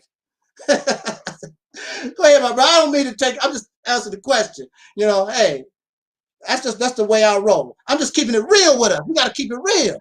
Right, right. You just got to keep it real. I can't do that. Right, and I hear you. Just to address a couple of points you made. Yes, But sir. what I don't want you to do is set none of these brothers up for failure. Who's in there posting weak dude, weak that, this, that, and the third. Mm-hmm. I want to keep it where it is, because if it get carnal, trust me, we don't want it to get carnal. Because I hear the word weak coming out. I hear pathetic coming out. Yeah. When was the last time you picked up an M16 and did this, that, and the third? Brother, I was SWIC for 15 years. So that's the last of my worries. You'd be surprised, brother, what some of these camps are actually doing behind the scenes. See, what you see is Deuteronomy 28 and 68 on the streets. But if you actually go behind the scenes, which I don't think you have, you will see a whole different setup back there. But again, I hear you talking about Hebrew Israelites, this, that, and the third, but I never heard you offer a solution. I never heard the things that you are doing. Oh, it's easy to bash us, but you gotta have a resume. And I don't think you have a resume to back up any of your rhetoric. Brother, I have a resume. This is our first time speaking. And if we continue to speak in the future, I will let you in on what I do. But right now, I just jumped on your panel for the first time. But you, brother, would be surprised. So again, some of you brothers in there, don't go that route. Don't go carnal. Because you don't know me and you don't know what I've done or did. Now, as far as what are we doing, I'm part of a little situation where we have a militia and we do what we do when it's ready to do what we need to do. So that's another thing that's going on. See, everything ain't out on the table for everybody to see. Right. That's another thing. So again, I don't want you to confuse all the camps or all the Hebrew Israelites. I don't want you to blanket us in a sense. Now, if you don't believe in God, that's a you thing. Okay. Fine. Do what you do. But again, to question what I do or what I haven't done, you don't know me yet. And again, I heard your rhetoric. I listened. I didn't want to be disrespectful, so I listened. Yes. But what I didn't hear was a solution. I didn't hear anything that you are doing. Yeah, Edomite this, Edomite that. Yeah, we know this and that. But I didn't hear one thing that you are doing to get yourself up or lift your people up in any capacity. I didn't hear it. But it sounded good. And it rallied the base. They got pumped up in the chat for a minute. And it sounded good. I was clapping. Okay. So, but actions speak louder than words. I need to see a resume. And maybe in the future we can share resumes. And maybe you can come on over here and check me out, but not on some Israelite stuff. It can be on another capacity. Yeah. And I think you'd be surprised at what's actually going on. We don't broadcast our stuff. I listen to you all the time. I don't jump on. I usually don't comment. I listen to a lot of brothers. But maybe in the near future, I'll show you something, and then you probably would think differently. Let's just keep it like that. True. But I'll take it off the air. Okay. When you ask me what have I done, what's my resume and what I'm doing, I was born towards the end of Jim Crow, towards the end. But I was young enough to begin to understand, because I was introduced to the teachings of the Honorable Elijah Muhammad when I was a little boy. I began to understand what was going on in the South. When I was a little boy, it was mandatory that you stand and pledge allegiance to the flag. It was mandatory. Before the school day starts, you put your hand on your heart. I pledge allegiance to the flag. And one day I told my teachers, I'm not doing that. I'm not pledging allegiance. And I was a little boy. I don't even know how old I was. I think I was only seven or close to 8 years old. I told them I'm not pledging allegiance to the flag no more. And the sad thing about it, I love the flag. And I still like the design of the American flag, how the stripes and the stars. I think it's a beautiful flag to me. I still like it. I don't like what it represents, but I still like the flag. I like the design. Matter of fact, I even like the design of the Nation of Islam flag, the star and the moon and the crescent and all like that. I still like that. The Nation of Islam and its teachings, no, I can't get with that. But I was a little boy by myself. And this was not the first incident. By myself. I told them I'm not standing for the flag. And they said, why? Because this nation had my people as slaves, and you still continue to mistreat us to this day. I was a little boy. That upset the whole school. I made everybody in the school like, who is that little boy doing that? And they brought my mother and told my mother, you know, we got a problem with your son. He won't stand up, you know, for the flag. And see, my mother was this type of mother. She said, that's his business. If he don't want to salute the flag, that's his business. See, I love my mother. My mother did not force religion on me. And the boy don't want to stand up for the flag. I'm going to support him. He don't have to do that. And I didn't. Out of all the 500 children in the school, I was the only one that did not salute the flag. The hell with you and your racist ass country. So that's where my start began when I was 7, 8 years old, because I was influenced by Nation of Islam teaching. And then I went on, I joined Farrakhan for about 3 strong years, 7 years, and I decided to just totally quit by the 9th year. And I was out there talking to people. Matter of fact, one of Minister Farrakhan's best allies in the 80s was Hebrew Israelites. I don't know. It was a faction of Hebrew Israelites, and I believe they left the United States and they live in Israel right now. Back in the day. They live in Israel right now, to my knowledge. But that was one of our best allies. So I always was close to Hebrew Israelites from back in the day. But to answer your question, I'm not a savior. I'm not a messiah. I don't have to do a damn thing for black folks, soul brothers and sisters. I don't have to do nothing for them. They did not ask me to do nothing for them, and I'm not going to volunteer. I don't owe black people nothing. I don't have to do nothing for them.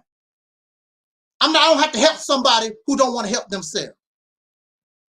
You might want to save somebody, your God, and you might be a savior or messiah. I'm not a savior and a messiah. I don't owe black folks nothing. I don't owe nobody nothing except myself. I owe them nothing. Now, I will present to you what I call the Mississippi campaign. And clearly you must not be keeping up with my channel, because I present the only real option, the best solution, non-violent solution, because I'm into violence. If you get down to the nitty-gritty, I'm ready. I got a plan for that one too. Let's do this. But the most non-violent option, the best realistic solution, is what I call the Mississippi campaign. Subscribe to Operation Exodus Mississippi, and you can learn. I got a lot of videos there talking about the subject, but the foundation of it is watch the promotional video, beautiful promotional video by our brother Omar Shabazz. It's only 4 minutes long. That gives the foundation. The foundation. It don't get into everything. Matter of fact, it's gonna be a lot of things that we don't know, but we got the foundation, and we'll deal with the other stuff as we get into practice of this Mississippi campaign solution, this campaign. And I truly doubt that you and the Israelites or anybody in this country, in these black type organizations, you don't have nothing on the scale of a Mississippi campaign, because I want to take control of a state. That's what I want. I want to take control of the state of Mississippi. And the reason why the state of Mississippi was chosen, because it's the how did I word that? but it's least resistance because it's a poverty-stricken state. Nobody don't really give a damn about it.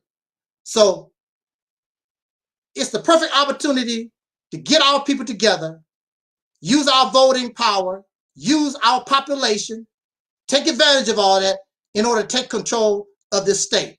And when we are able to do that, see, you talking about a militia, I'm talking about taking control of the Mississippi National Guard. I'm talking about getting control of the weapons. Because if you take control of the state of Mississippi, you got the weapons of the Mississippi National Guard.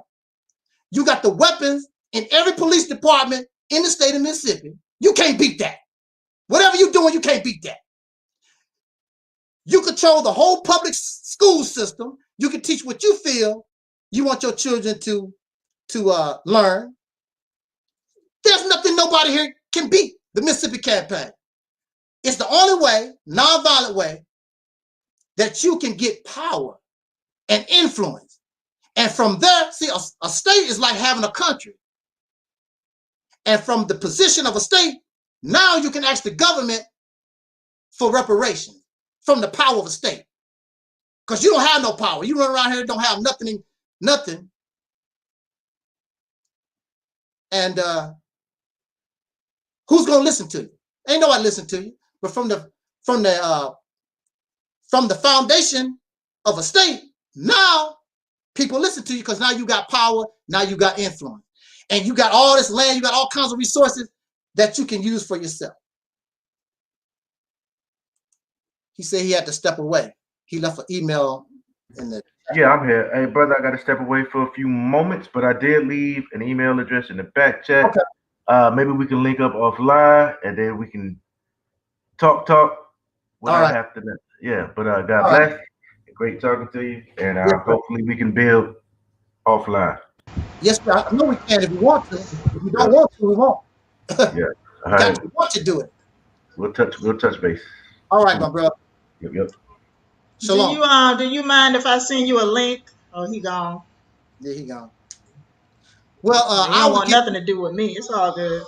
Well, he said he's sending me. He ain't saying nothing to me. He don't want nothing to do with me. Hey, that's because you're a woman. You don't keep your mouth shut. Yeah, but he's also married too. Yeah, if you got a problem with that, take it up with God. But he's also married too. I've been trying to get but he's also married too. Yeah. So, but anyway, I think it was a decent conversation. He's also married too, so he wouldn't have nothing to do with me no way because he's also married also. Yeah. See what I'm saying? Mm-hmm. He's also a married guy. Yeah. But hey, so like I told him, he did listen enough. There's nothing he got going on that's on the level of a Mississippi campaign. Nothing. These people don't have nothing that can touch the Mississippi campaign. They just don't. And if you don't do it big, we might as well not do nothing at all. It's little rinky-dink stuff. Mm-hmm. It's like taking a pea shooter, to a gunfight. I still don't like. I still don't like people like him. I don't like people like him. Mm-hmm. I don't like people like him. Oh, you put something in the chat room? He rubbed me the wrong way, and I really, he rubbed me the wrong way. I don't like people like that. Well, he actually rubbed me a wrong way too, but it's all about trying to talk with people because we all messed up in some kind of way or whatever, and maybe where you can't reach him, maybe I can reach him where you can't because he's not gonna listen to you anyway. You're a woman. Yeah, I don't like people like that. See, when it comes to Caucasian people, the only one who can put Caucasian people get white people straight is other white people. They're not gonna listen to Negroes and Chinese. They're not gonna do that. I wouldn't fuck with him I wouldn't fuck with him and not, on a personal level or any other level. Yeah. I don't like people like that. Yeah, so. But I'm talking about me. Yeah, right. I wouldn't fuck with him. I ain't talking about you. Right. I ain't talking about you. I'm talking about me. Yeah, I wouldn't even expect you to mess with somebody like that. Matter of fact, you know, I don't like people like him. I've had bad experience, as you know, with a lot of these Negroes that came on my platform. You know, they talking about that unity, love, and you see what they done to me. Yeah, You know, you sure did. yeah, we You brothers. sure did. You had a lot of issues with, you know, Because of that mindset. Because of that mindset. Look, the only thing I want to do is be liberated. A lot of issues.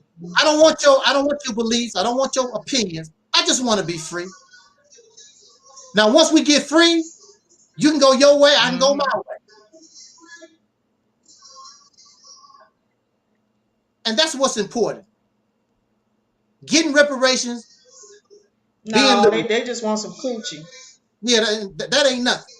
No, they don't. That's not important. That's not important to them. That's not important to them. What's important to them is some pussy. That's the problem. Booty, that's the problem right there. Yeah. Booty, money, pussy and money, pussy and money, and being able to dominate pussy and money and praise. You know, oh, exactly. You sure know they're not interested in freedom. A lot of these folks you was dealing with, ain't interested in freedom. No. They online arguing about who's gonna be the next president. Yeah. Who's gonna be the next white man to control their community. They online arguing about that. Right. Okay. Right. Not about liberation and how we can get what we need. They online arguing about who's gonna be the next president to control the black community. Right. White man to control the black community. Right. Instead of taking destiny into your own hand. All they care about is getting between a woman's legs, having babies and money. That they don't take care of. That's most black men's problem right there. Yeah. And then that's most black men's problem. You really don't do nothing, and you expect these women and children to give you all this praise and stuff. What do brothers do to deserve all this praise? Well, and women and children lay up and gap their legs open and give them all this, you know. Yeah. They take all this dick. Women, you know, lay up and gap their legs open for them, wide open. Lay and gap their legs open. They don't deserve it. They've done nothing. You ain't got no money to be having no kids. You ain't got no money to be having no kids, but they still lay up and gap their legs open and have all these babies that they can't take care of, and be coming in my stove stealing baby diapers. Mm-hmm. Be coming in my stove stealing baby diapers. Well, they don't because they can't afford them. Right. And they don't produce having all these babies laying up, gapping their legs open, and be coming in my stove stealing baby diapers and whatever else they need for the baby because they can't afford it. Because you know baby diapers are expensive. Of course, even the cheap ones. You know. Oh, but you was grown enough to lay up and gap your legs open though and have that baby. Mm-hmm. But you're not grown enough to be able to take care of that baby financially. Right. All these folks care about it, laying up, gapping their legs open, sleeping with every Tom, Dick, and Harry, sleeping with every Shaquilla and Shaniqua and you know whoever else. You know, that's all they care about. I don't care. I don't like him. I don't like people like him. Well, I don't like people like that. I understand.